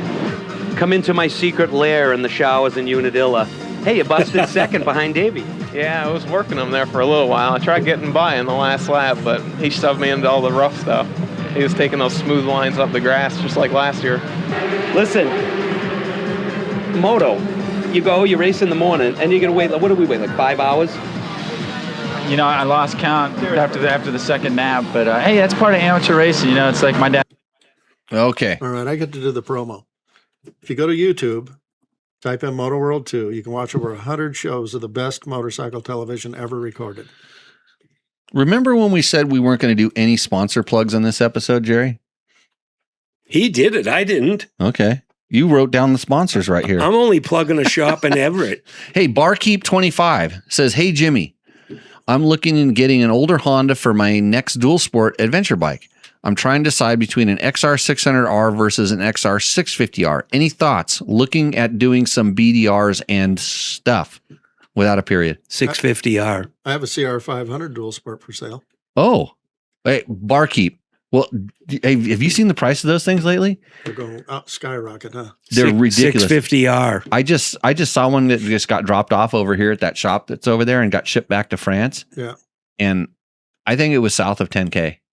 Yeah, they're up there. So yeah, you should probably keep that price up pretty high. And then since it was negotiated on the show, I would like the usual customary 15%. Oh, I thought I was going to say 50%, like usual. 15. He got dinner. He got swag. Now he wants commission. 15%. Answer the guy's question. You did. So yeah, that's what was I correct? R. I think you're right. Yeah, 650. Yeah. The XR600, it was so good for so long, and the 650 is the same thing. Just everything is so much better. Exactly. Except you have to kickstart both of those things. So I don't see any reason why you would go to the 600R unless you're kind of like certain nostalgic for that bike, or you feel like you want to ride it in the jungles of Peru. One of my favorite bikes I've ever owned is a 650. I loved it. I had it set up for the desert, big IMS tank. Thing was a ripper. Put the oversized front rotor on there so it would stop when you asked it nicely. Because once you get those things going, they're like, follow me. Yeah, but Barkeep, my biggest thing is, why would you not want to just go buy a Yamaha 10 or a T7? The ultimate adventure bike. It's lightweight. It's kind of like, it has all the stuff like an XR650R, except it's electric start, has about double the horsepower.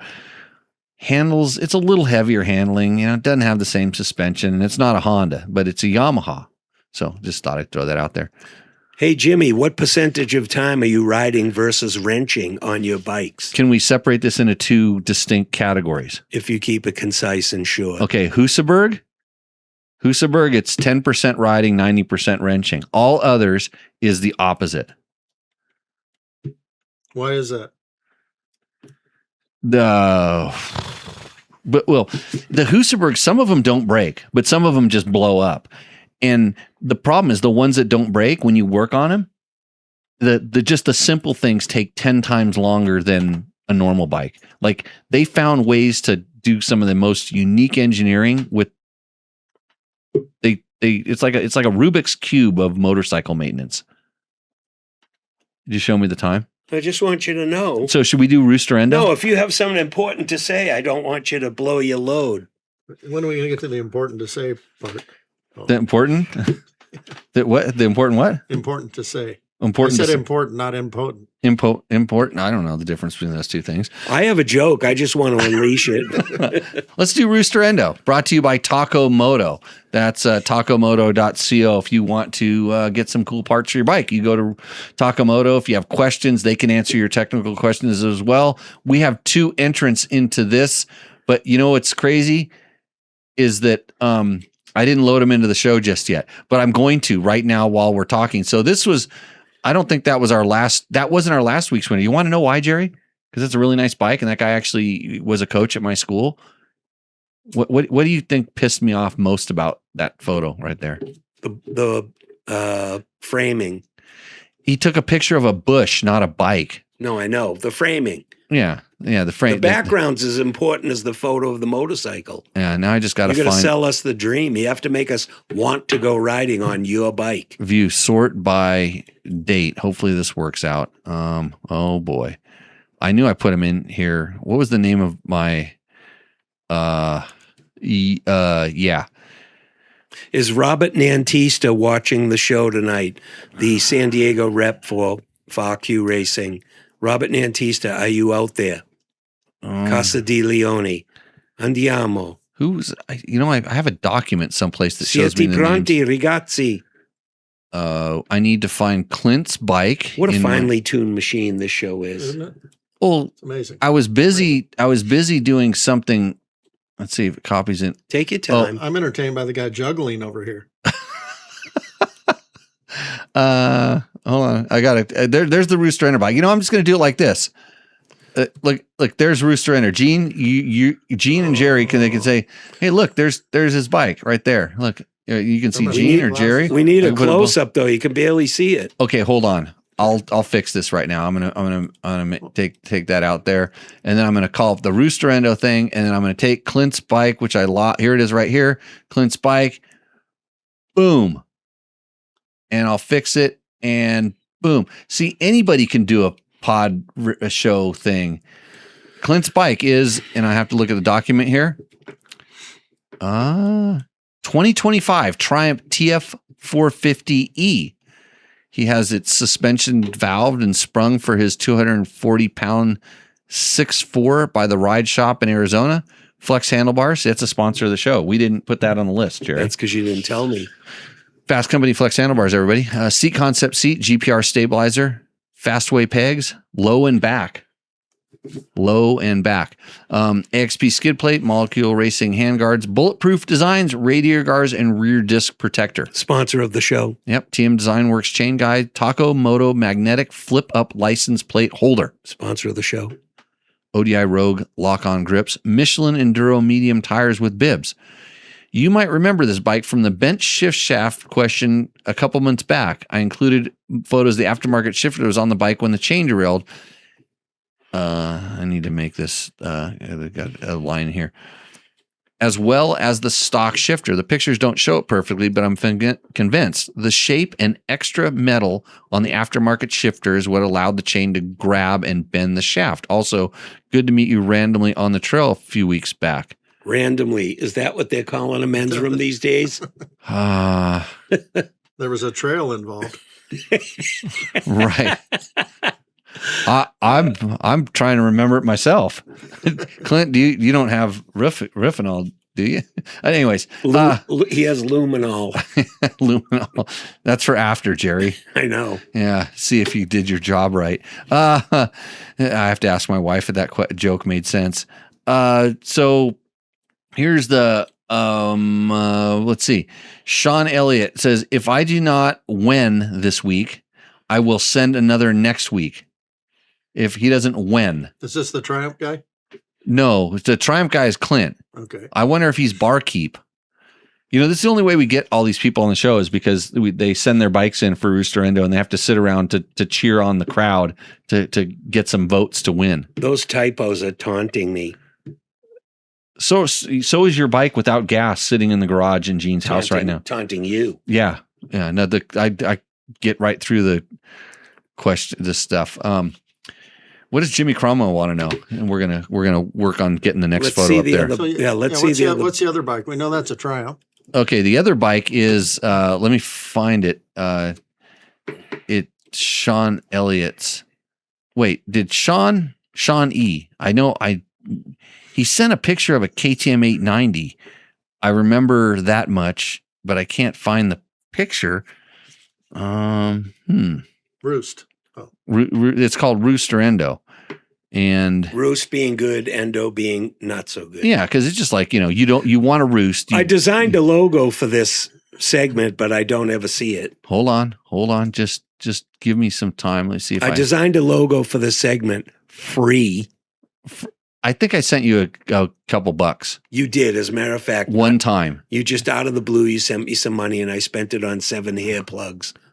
Oh, you know why? Because he save image as, let me see if I can save this image.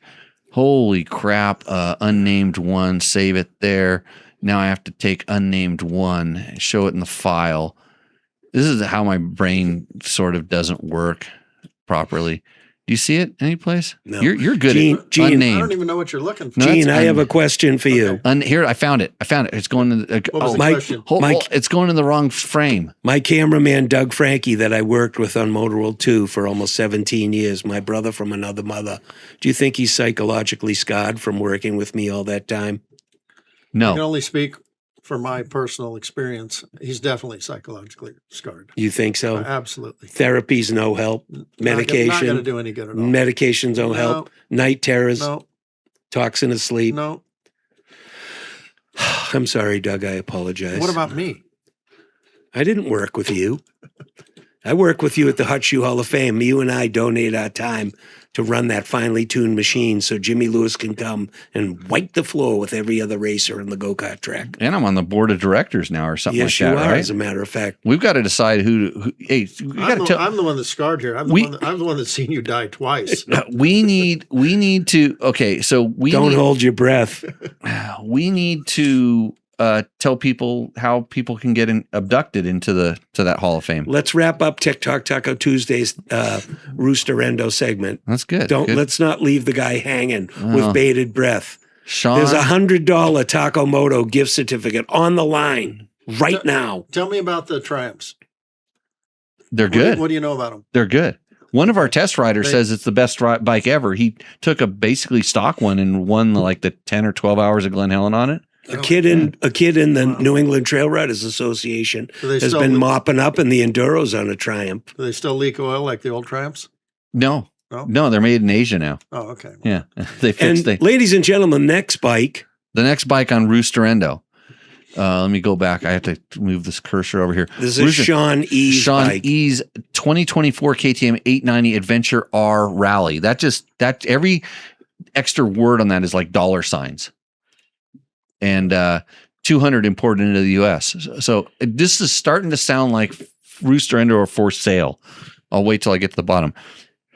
It has a tail rack, an anti-gravity heavy-duty battery, Rottweiler air filter covers, custom Sargent Revolution seat, APX skid plate, Scott steering stabilizer. I like Scott steering stabilizer. So do I. My favorite. They are the best. Sherpa brackets, Garmin XT, Rottweiler mirrors. Should have got some double takes, I think. Windscreen extension, tank bag, Moto's big block, knobbies, wider foot pegs, and that's the list. Sean didn't give us a whole lot about a whole lot of extra stuff. I just want to take a closer look at some of these things because it already comes like with all this stuff, and then he put more stuff on. He's got a lot of that thing is shiny, very shiny, scary front tire. Yeah, and the only other thing I'm going to complain about is this picture was taken in his front yard, and he already threatened to send me another photo of the next bike if he doesn't roost. Well, so there's a difference between roosting and endoing. They're one is good and one is bad, and it doesn't necessarily have to do with the things you would think. Like your parts list is not going to help your bike roost or endo. The Triumph, I like it because you know how when the dirt just looks a little bit wet like that? Yeah. And it just makes me want to ride. And I can, if I saw a little bit of dirt on the tires, you know, when you see a little extra bit of mud on the tires, you just go, oh, it's gummy. Yeah. And I like the fact that this is outdoors. I'm kind of bummed because he's standing on top of the bike, shooting down on it. It's a disrespectful photo position. You know how you don't see these kind of shots in magazines? You know what that shot's called? The reverse upskirt. Reverse upskirt. Well, yeah. Well, if you were, I'm not going to say it. Stardust Video, Everett, Massachusetts. Yeah. That's a video, right? Reverse upskirt. They shot that in. I won't go into it. Okay. I'll get in trouble. Yeah. Keyword being shot. But I like the bike looks used. It has a good parts list on it. He's been a good contributor to the show. You know, he had some problems. Right. We helped solve the problem, and he came back and gave us some feedback on it, which was really cool. I like that participation. This bike just roosts. I think just everything about this looks like it's super fun and having good times. Sorry to cut you off. I look at them, and no offense to adventure bikes, because they look big and bulky and heavy to me, and I'm not really personally into the long distance riding. So I would go with the Triumph because I look at what I would rather ride, and that to me looks like a bike that roosts. So I vote Triumph. Oh, you vote Triumph. Okay, because we're gonna go. No offense. We're gonna look at the KTM again there because we have some. Wait, what the hell? I don't want to block out that user. Let's see. Voting for the KTM 2-stroke for the win. Well, no, that's fuck the world. For the win. Okay. But that wasn't part of the Roosterendo. That was the one from last week that didn't win either because it was a picture of a bush. Yeah. I'll show you just so you know what we're talking about. That's a picture of a bush, not a motorcycle. In fact, if I zoomed in, which I often like to do on this channel here. What kind of bush is that? It's a southern Utah Pubis maximus. That's a picture of a bush. It's a fern, southern Utah prickly fern. So, anyways, back to this other KTM here. Sean Elliott, he says, this is Sean's bike. I sent the 89 Rally. I resent it, so you clogged up my email with more big megabits that I don't need. And Barkeep says, I'm not sending a pics of my Husky 701 due to your prejudice and bias against the 70 horsepower freak show that the LC4 engine. that is the LC4 engine. Plus, I got the 4 CS forks, and I think they actually work well on that bike. Well, okay, so he's saying I'm prejudiced? Why would he say you're prejudiced? Because I hate those bikes. The adventure bike? The 701, 690, 701. I don't hate them. Whoever accused 3 bald white guys of being prejudiced. This is bullshit. Today. Oh. I have bias. And I don't judge either. I just make decisions. I have bald white privilege. I have which means I pay a lot of taxes. I have a KTM adventure bike, thanks to you. And if I was going to go down the road or down a freshly graded dirt road with no bumps, I would ride an adventure bike any day. So you're saying that Sean's bike roosts? No, I'm saying no. No. Oh, if I was actually going to go ride, I'd ride that Triumph. You'd ride really? Yeah. Okay. Because I'm scared of hitting bumps on that KTM adventure bike, or ruts, or rocks. It's no KTM 300, which I got from you in that particular trade. I think we both did well, especially me. What do you vote? I think that this bike, it's too pretty. The Sean's bike endos. I mean, it's a nice bike. I mean, it's no Tenere.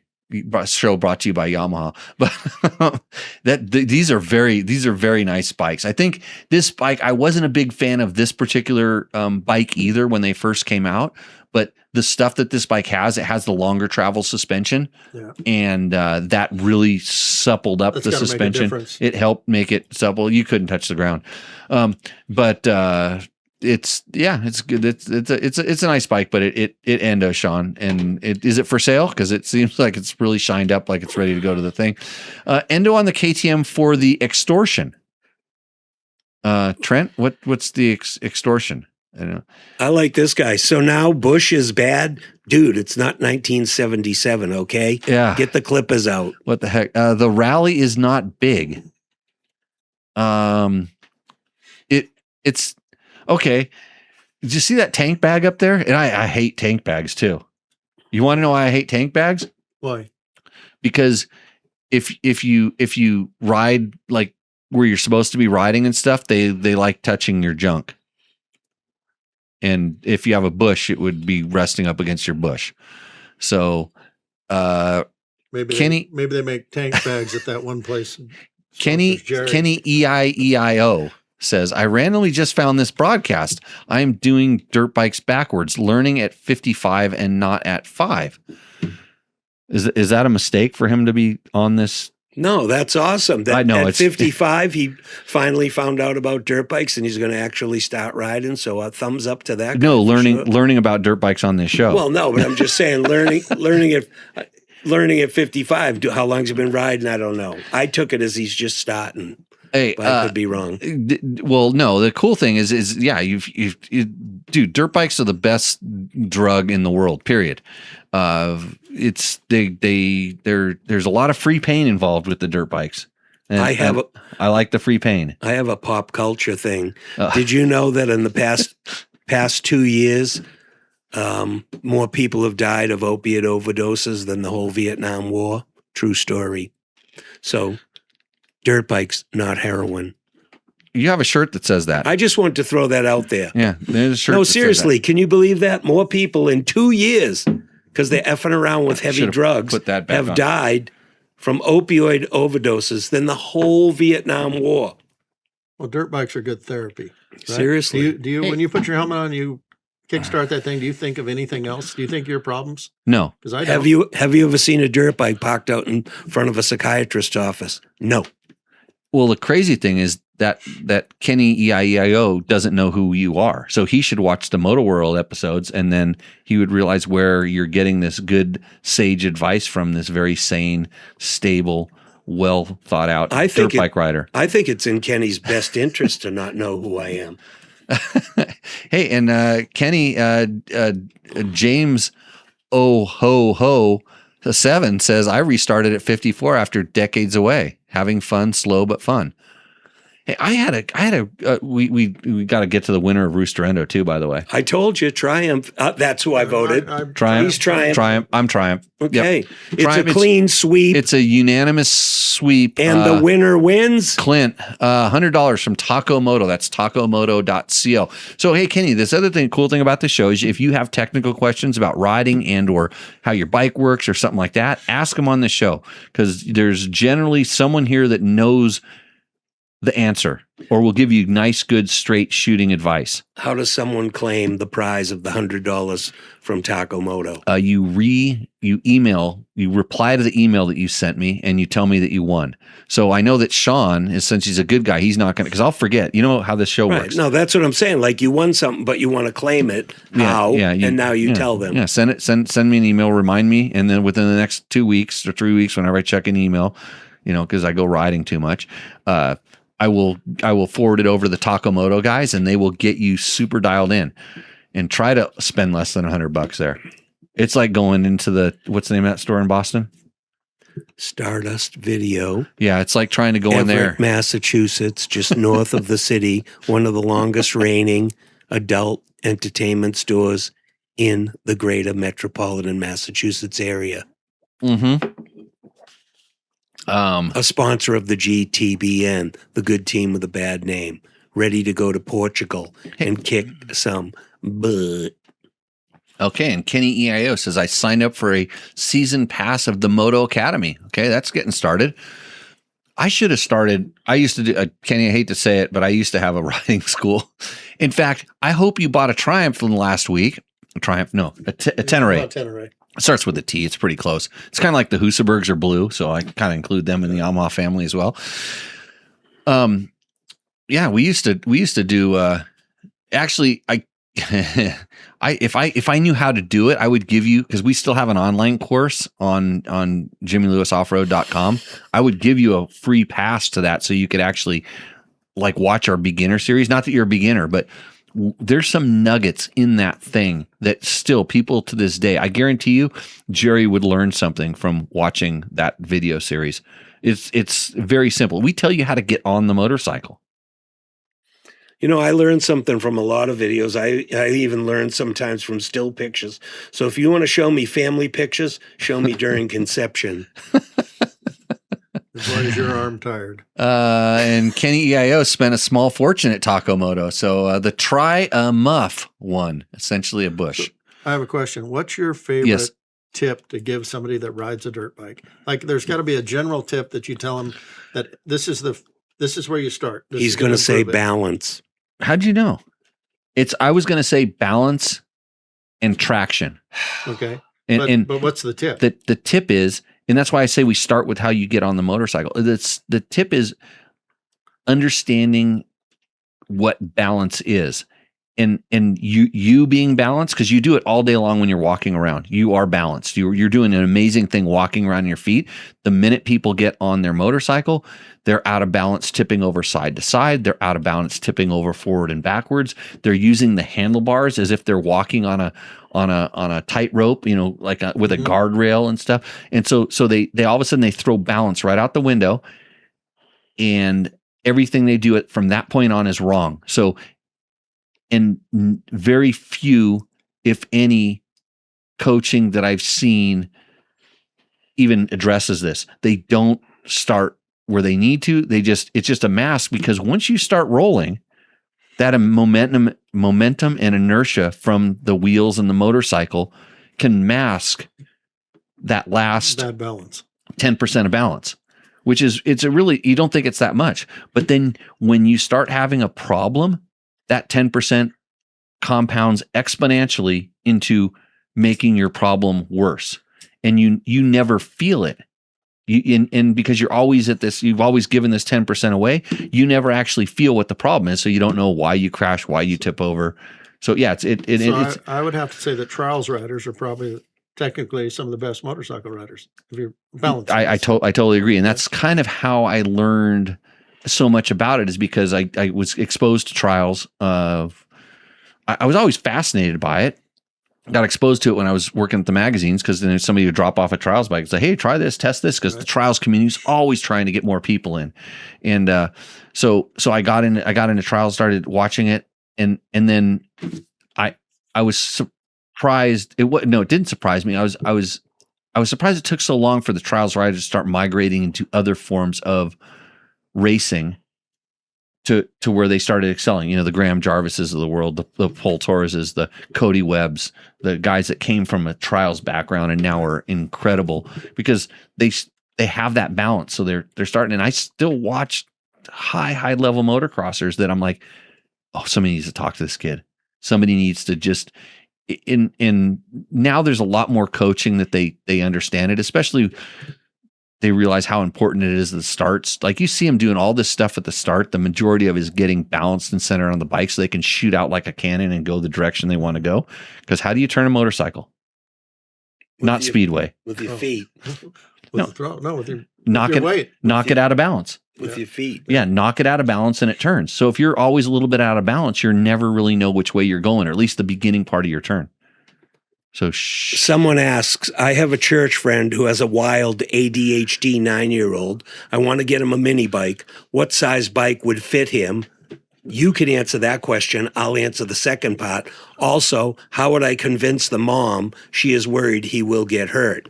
You can't convince the mom. He might possibly scrape his knee or whatnot, but the number one rule of motorcycle riding is wear a helmet. Number 2, wear a helmet. Number 3, look at number 1 and number 2. So you're not gonna have fun if you don't try, but you got to get them the proper safety equipment. Goggles, helmet, gloves, boots are a must. Wouldn't you agree? Absolutely. For a young all the protection you can get. I know, but I'm saying if cost is an issue, got to have a helmet. Boots would be good. You don't want to hurt your ankle. But what bike would you recommend for a beginning 9-year-old? Well, I was going to say if they want to treat the ADD, I think tequila. No, wait, that's wrong. The TTR 90. Yeah, that'd be 110 now. Back in our day, it was a 90. Yeah, Yamaha TTR 90. So it really the 9-year-olds can be wildly different in sizes and strength and stuff like that. And so it really doesn't matter the particular bike. And the cool thing and I'm going to get into what Jerry just got into. But you want something that's sized appropriately, and generally that means something that they can at least get a good solid 1 foot down. Don't have to get 2 down, but 1. They want to be able to plant 1 foot onto my balance. I'm going to tirade again, but something they fit like that. And then if the kid is pretty dexterous, you can start thinking about having a bike with a clutch. But boy, it's so much easier to start in something with an auto clutch. There's amazing electric bikes now that have only a throttle, throttle and brakes. And so some of the electric offerings are actually pretty insane. Some of them have a dial, you can dial the power bands in through apps or through buttons on the bike. There's a lot out there. It's kind of like overload, coming in, but you as a friend who can advise them, maybe you do a little bit of research and then be the kind of the help with the expert opinion on that, or maybe there's a place where the kid can, do some test rides, or go take the kid to the mini bike track or someplace where other kids are riding and say, hey, my, kid wants to get into it. Maybe get him the helmet already and say, he doesn't know what, can he try with your little bike? Because people are so into helping. The moto community is amazing in that way.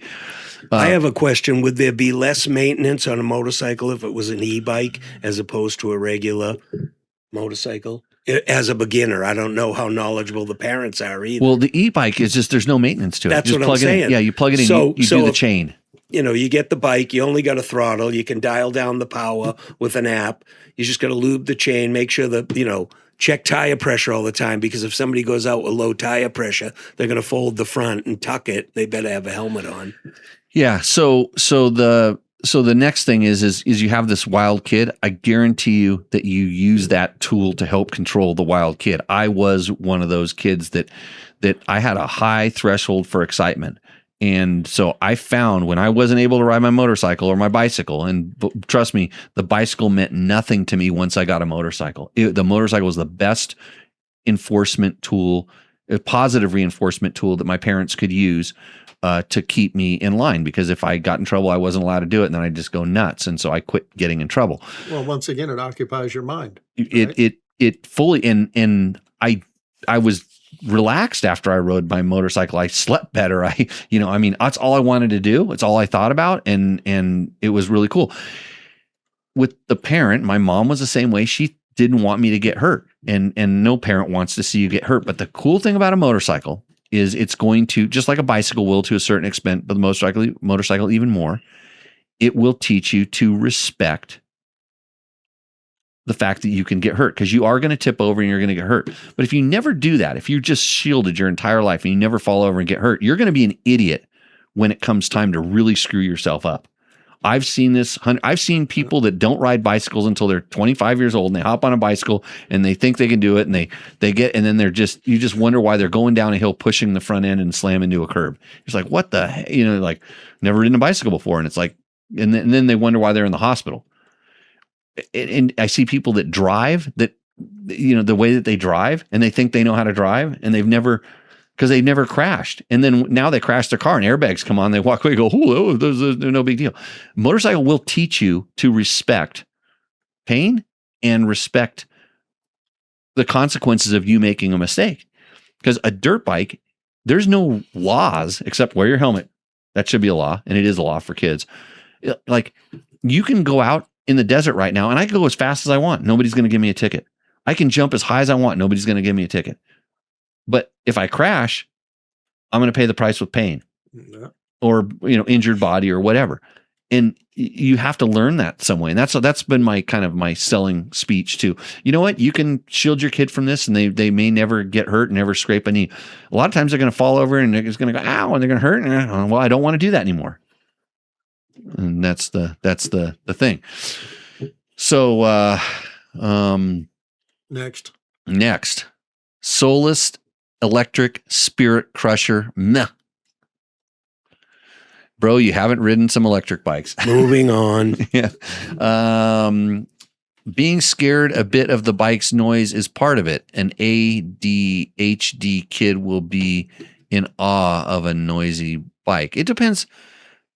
Yeah. I don't know. I think it depends on the kid, whether the noise is a big factor to that. Dave Donnelly wants to know, should the balls of my feet be on the pegs, and how do you shift quickly? I find it interesting that as I'm getting older, my balls ride on my seat when I'm standing up a lot more. But the balls of my feet, no. Water cold? Not on the seat. I ride through a river. So should the balls of my feet be on the pegs? And my answer is actually no, not unless you're attacking something. So I prefer to ride more in my arches, so that when I really want to make the bike do something, then I go onto the balls of my feet for that moment, and then I'm back to the arches. Because if you're on the balls of your feet and I'm on my arches, I'm going to be able to pass you because I can go up to my balls of my feet. It's a long story, but and how do you shift quickly?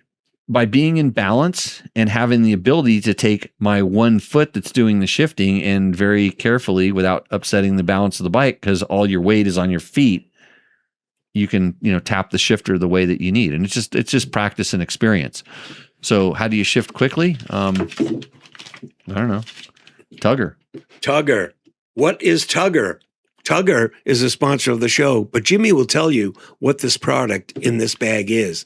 Tugger. You cannot get Tugger at Stardust Video. You can get tugged at Stardust Video, but Tugger is a different entity. Tugger. This is taking a whole different path here. That you thought? I didn't. Jerry just got bored and he did that sponsor read all by himself. Okay, what's Tugger? A Tugger is a strap that goes around your fork tubes, or a strap that goes kind of between your seat bolts on the back of the bike.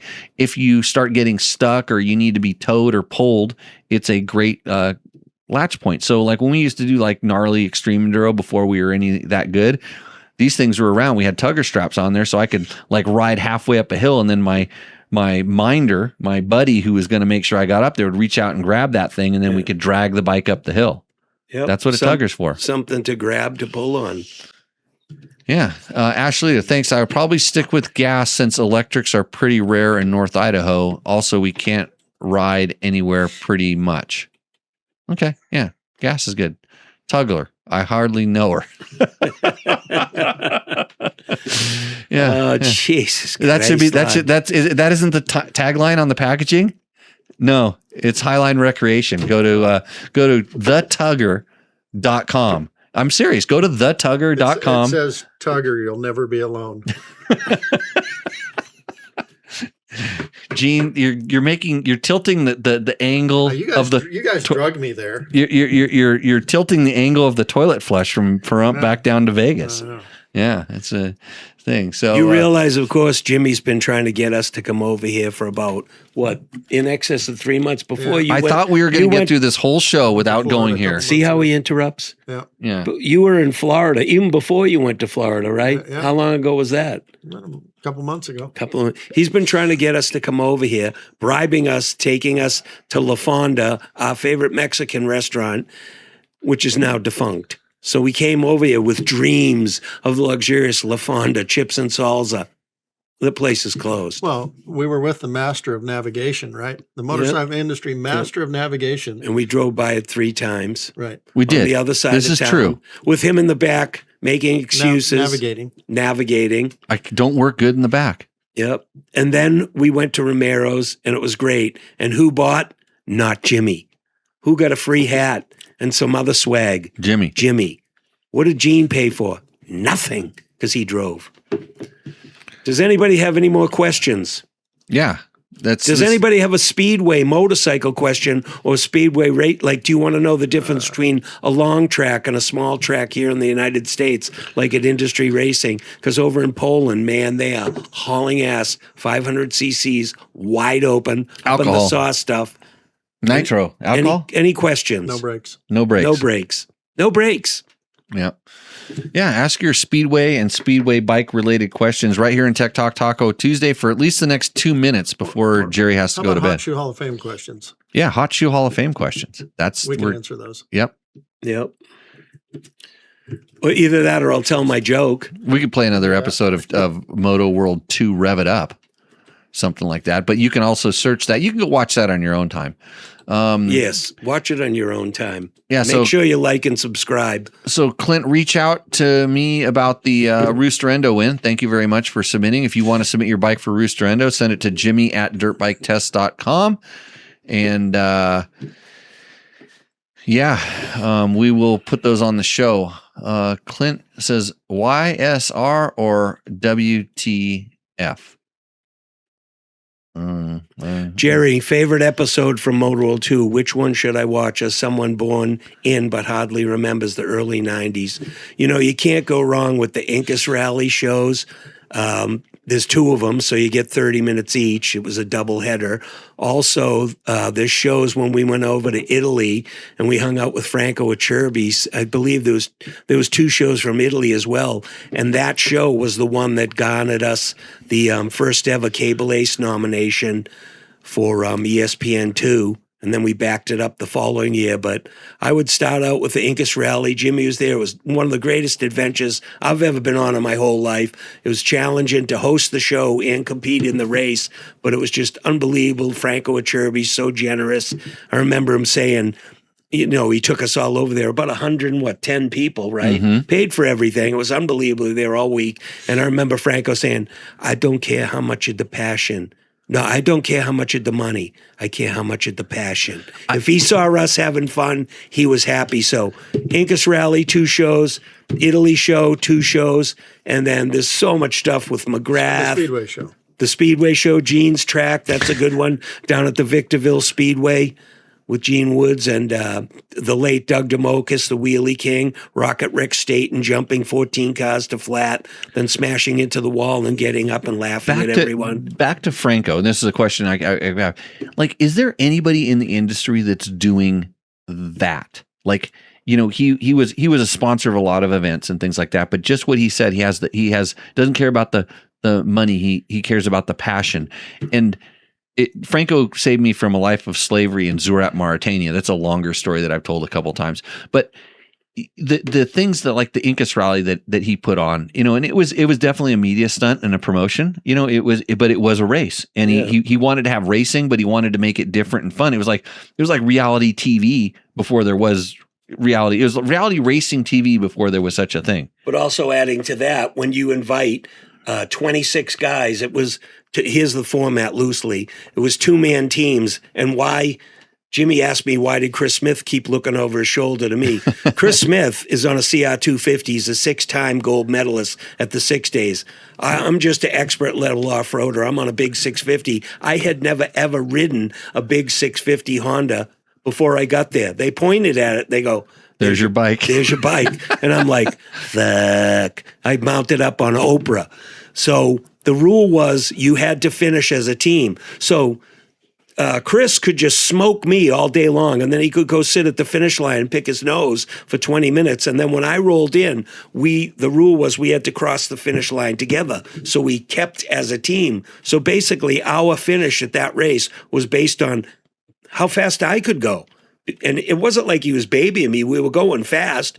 Jimmy and Nicoli, they're both wicked fast guys. They were in front of us the whole week. They finished first all week. If it had to do with like racing a motorcycle, pure racing, which there wasn't a whole lot of it, except for the road race and Aaron Yates and Mark, what's his name? The road racers, they won that.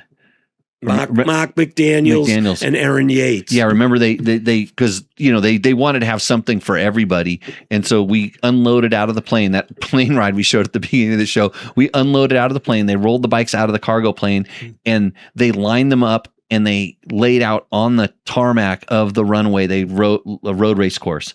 That was after the morning, the greasy, we were in the Amazon in Puerto Maldonado, and it was raining all morning, and we sat under the eaves of a store and waited for the rain to subside. And then finally Franco said, okay, we're going to race. We're racing 3 hours no matter what. And it was a 15-mile course. And Kevin Hines, me, Chris Smith, Nicoli, and Jimmy Lewis were the only people to go around 2.5 times. Everybody else only made one lap because of the greasy bottlenecks and the crossings. It was 15-mile laps, 15-mile loop, and it took us 3 hours to go around 2.5 times. I think we did just under 40 miles in 3 hours. So that's what the conditions were like. So then leading to what you said about Aaron Yates and Mark McDaniels, later on we had a second special test. We went to the airport and they laid out cones and we had a road racing, on knobbies. On knobbies. There was no barriers or anything. So it was just in cones. But everybody's out there I hoolied my bike. I almost ate shit, whipped it. The ass end slid out. It was like, fuck. But of course, Aaron Yates and Mark McDaniels, I believe they won that special test. Here's another thing. And I just found out this is the truth. We took a train out to the town where, what's the mountain thing? It was the Machu Picchu. Machu Picchu. So we go out to Machu Picchu on a train. It's about a 2-3 hour ride. We're in a cattle car in the back. Behind us is a second cattle car with all the motorcycles. All the other people, the support people and the families, they're in a nice regular cart in the front. We get there, we unload. Everybody's like, oh, wow, look at all these guys in neon gear. Sinisalo days, way back in the day, 30 years ago. Franco didn't even tell anyone in the town he was coming. He shows up and he says, I'm here for the race. And the guys that are in charge of the town are like, what race? He goes, the big race. I have everybody here. And there was a big hubbub. The mayor was freaking out. Bill Broth just told me this like 3 weeks ago. Yeah. He goes to Franco. Franco goes to him, gives him a bunch of money. He goes, here, go fix this with the mayor. Bill went over there with a bunch of money, made some donations to the town. They had a couple of drinks of wine and whatnot. Next thing you know, we got a time special test from the bridge at the bottom of Machu Picchu up this windy road. And only buses go up and down there. Yeah. Serpentine. You know when they tar the road and then they lay sand down? I don't know what they put some tar or some down. Then they spread all sand. Well, it was dirt. Yeah. No, it was fake asphalt, but there was sand in the middle, tire tracks from the bus, and then sand on either side, serpentine up the mountain. The bus takes 25 minutes to get to the top to Machu Picchu. We did it in 7 minutes flat. Kevin Hines won that. You did really good. I got second. I was the fastest 4-stroke. Yeah. And you were riding a KLX 300. Yeah, I was surprised I beat Arnaldo. Surprised I beat Arnaldo at that, but he's more like enduro single track stuff. And but I'm just saying, like guy. Franco has the balls to roll up there with a pocket full of cash. Says we're here for the race, and the mayor's like, "What the fuck?" It wasn't a very big town. No, but it was awesome. It was awesome. Yeah. And then we were supposed to ride there on trails. What? We were supposed to ride down there on trails, and it did just like it because of some of the rains, and then also the ability levels of some of the guys weren't as high as they had thought. I mean, like Kevin's partner was Fred Bramblett, who was Scott Summers' mechanic at the time. Scott Summers was supposed to be teamed up with Kevin Hines, and then for some reason he couldn't show up. So Fred Bramblett, who's a little bit robust, bigger guy, and I love Fred. Not an icon of physical fitness. Right. No, great guy, though, loves to ride, but he's a big boy, you know? So Hines gets stuck with him. If it was no knock on you and Nicoli, if Hines and Scott Summers were there racing together, a lot of people would have their hands full. Yeah, that would have been. Kevin Hines is an animal. Yeah. 1987 Enduro champion. Yeah, in the fact that because the tests where Arnaldo and I really sucked at was like when we had to like load the bike up on the raft, we were fighting each other, and then they also paid our raft guy to try to make us go through rapids and then miss the unloading point. That special test, we had to ride up a bony ass road on the edge of a mountainside, bony ass rocks for about, I don't know, maybe 10 miles wide open, crossed a bridge, and then they had all guys with rubber rafts with pallets in them. We had to load our bikes on them and go down class 3 rapids. We rode down class 3 rapids with our motorcycles, and everybody had a guy steering in the back, hour and a half straight paddling, unload the bikes, and then up loose dirt at an angle off camber to hit the clock for the special test. Who won that one? Did you guys win it? Yeah, me and Chris Smith did. Our guy, we were so wasted that because it was high altitude. It was high altitude. We were paddling, and all Arnaldo was yelling at us, die, which means go in Italian. Go. Yeah, he's like, die, and I think he's like, he wants to kill me. He wants to fucking kill me because he has the look of a very possessed man. He's very passionate about his winning, and so we're going down there the whole time we're paddling, and we were wasted, and our guy. We missed the end. Like we were on the other side of the river, and we barely made. We went too far down. And we had a paddle coming back, and it was against the current. And so we get, and we're like, we're riding our bikes up cliffs, up rocks to get up to the finish line. Not the easy place you guys rode up, but the thing is, we get done, and we're just sitting there, just exhausted, and we look at our guy that was our guy in the boat. He's almost dying, and we didn't know they'd paid him to. So when we were paddling forward, and he's a gnarly raft guy, he was paddling back because he got paid money for every position we didn't. Who says that? We didn't finish. Bill told me this. Oh, did he? Yeah. So, but I'll get in touch with Bill to confirm that, and I'll get back to you people. Yeah, but it was. The time was all made up in the paddling, because remember there was some guys that were just because it was high altitude, they were wasted from paddling a little bit, and then because I remember we're in those flats and we're just digging, and everybody else is just like The funny thing too is this guy's question is kind of pertains to what I'm about to say. When we were leaving, all the tourists were pissed off at us because we showed up and we pretty much took over the whole joint. It was a spectacle. And then Baroth says, hey, give me a double up, give me a ride down the mountain. So he jumped on the back of my 650 and we just putted down this serpentine all the way back down. And when you're racing, you're looking where you want to go. Well, when we're riding down, we're kind of looking out of the hairpins. And off the cliffs. Yeah, off the cliffs. And I'm like, fuck, if you made a mistake here, I mean, I've raced the Pikes Peak Hill Climb. Yeah, me and too. Guy told me there's 152 turns. You can't remember all of them. Remember the bad ones. Gene, have you done Pikes Peak? No.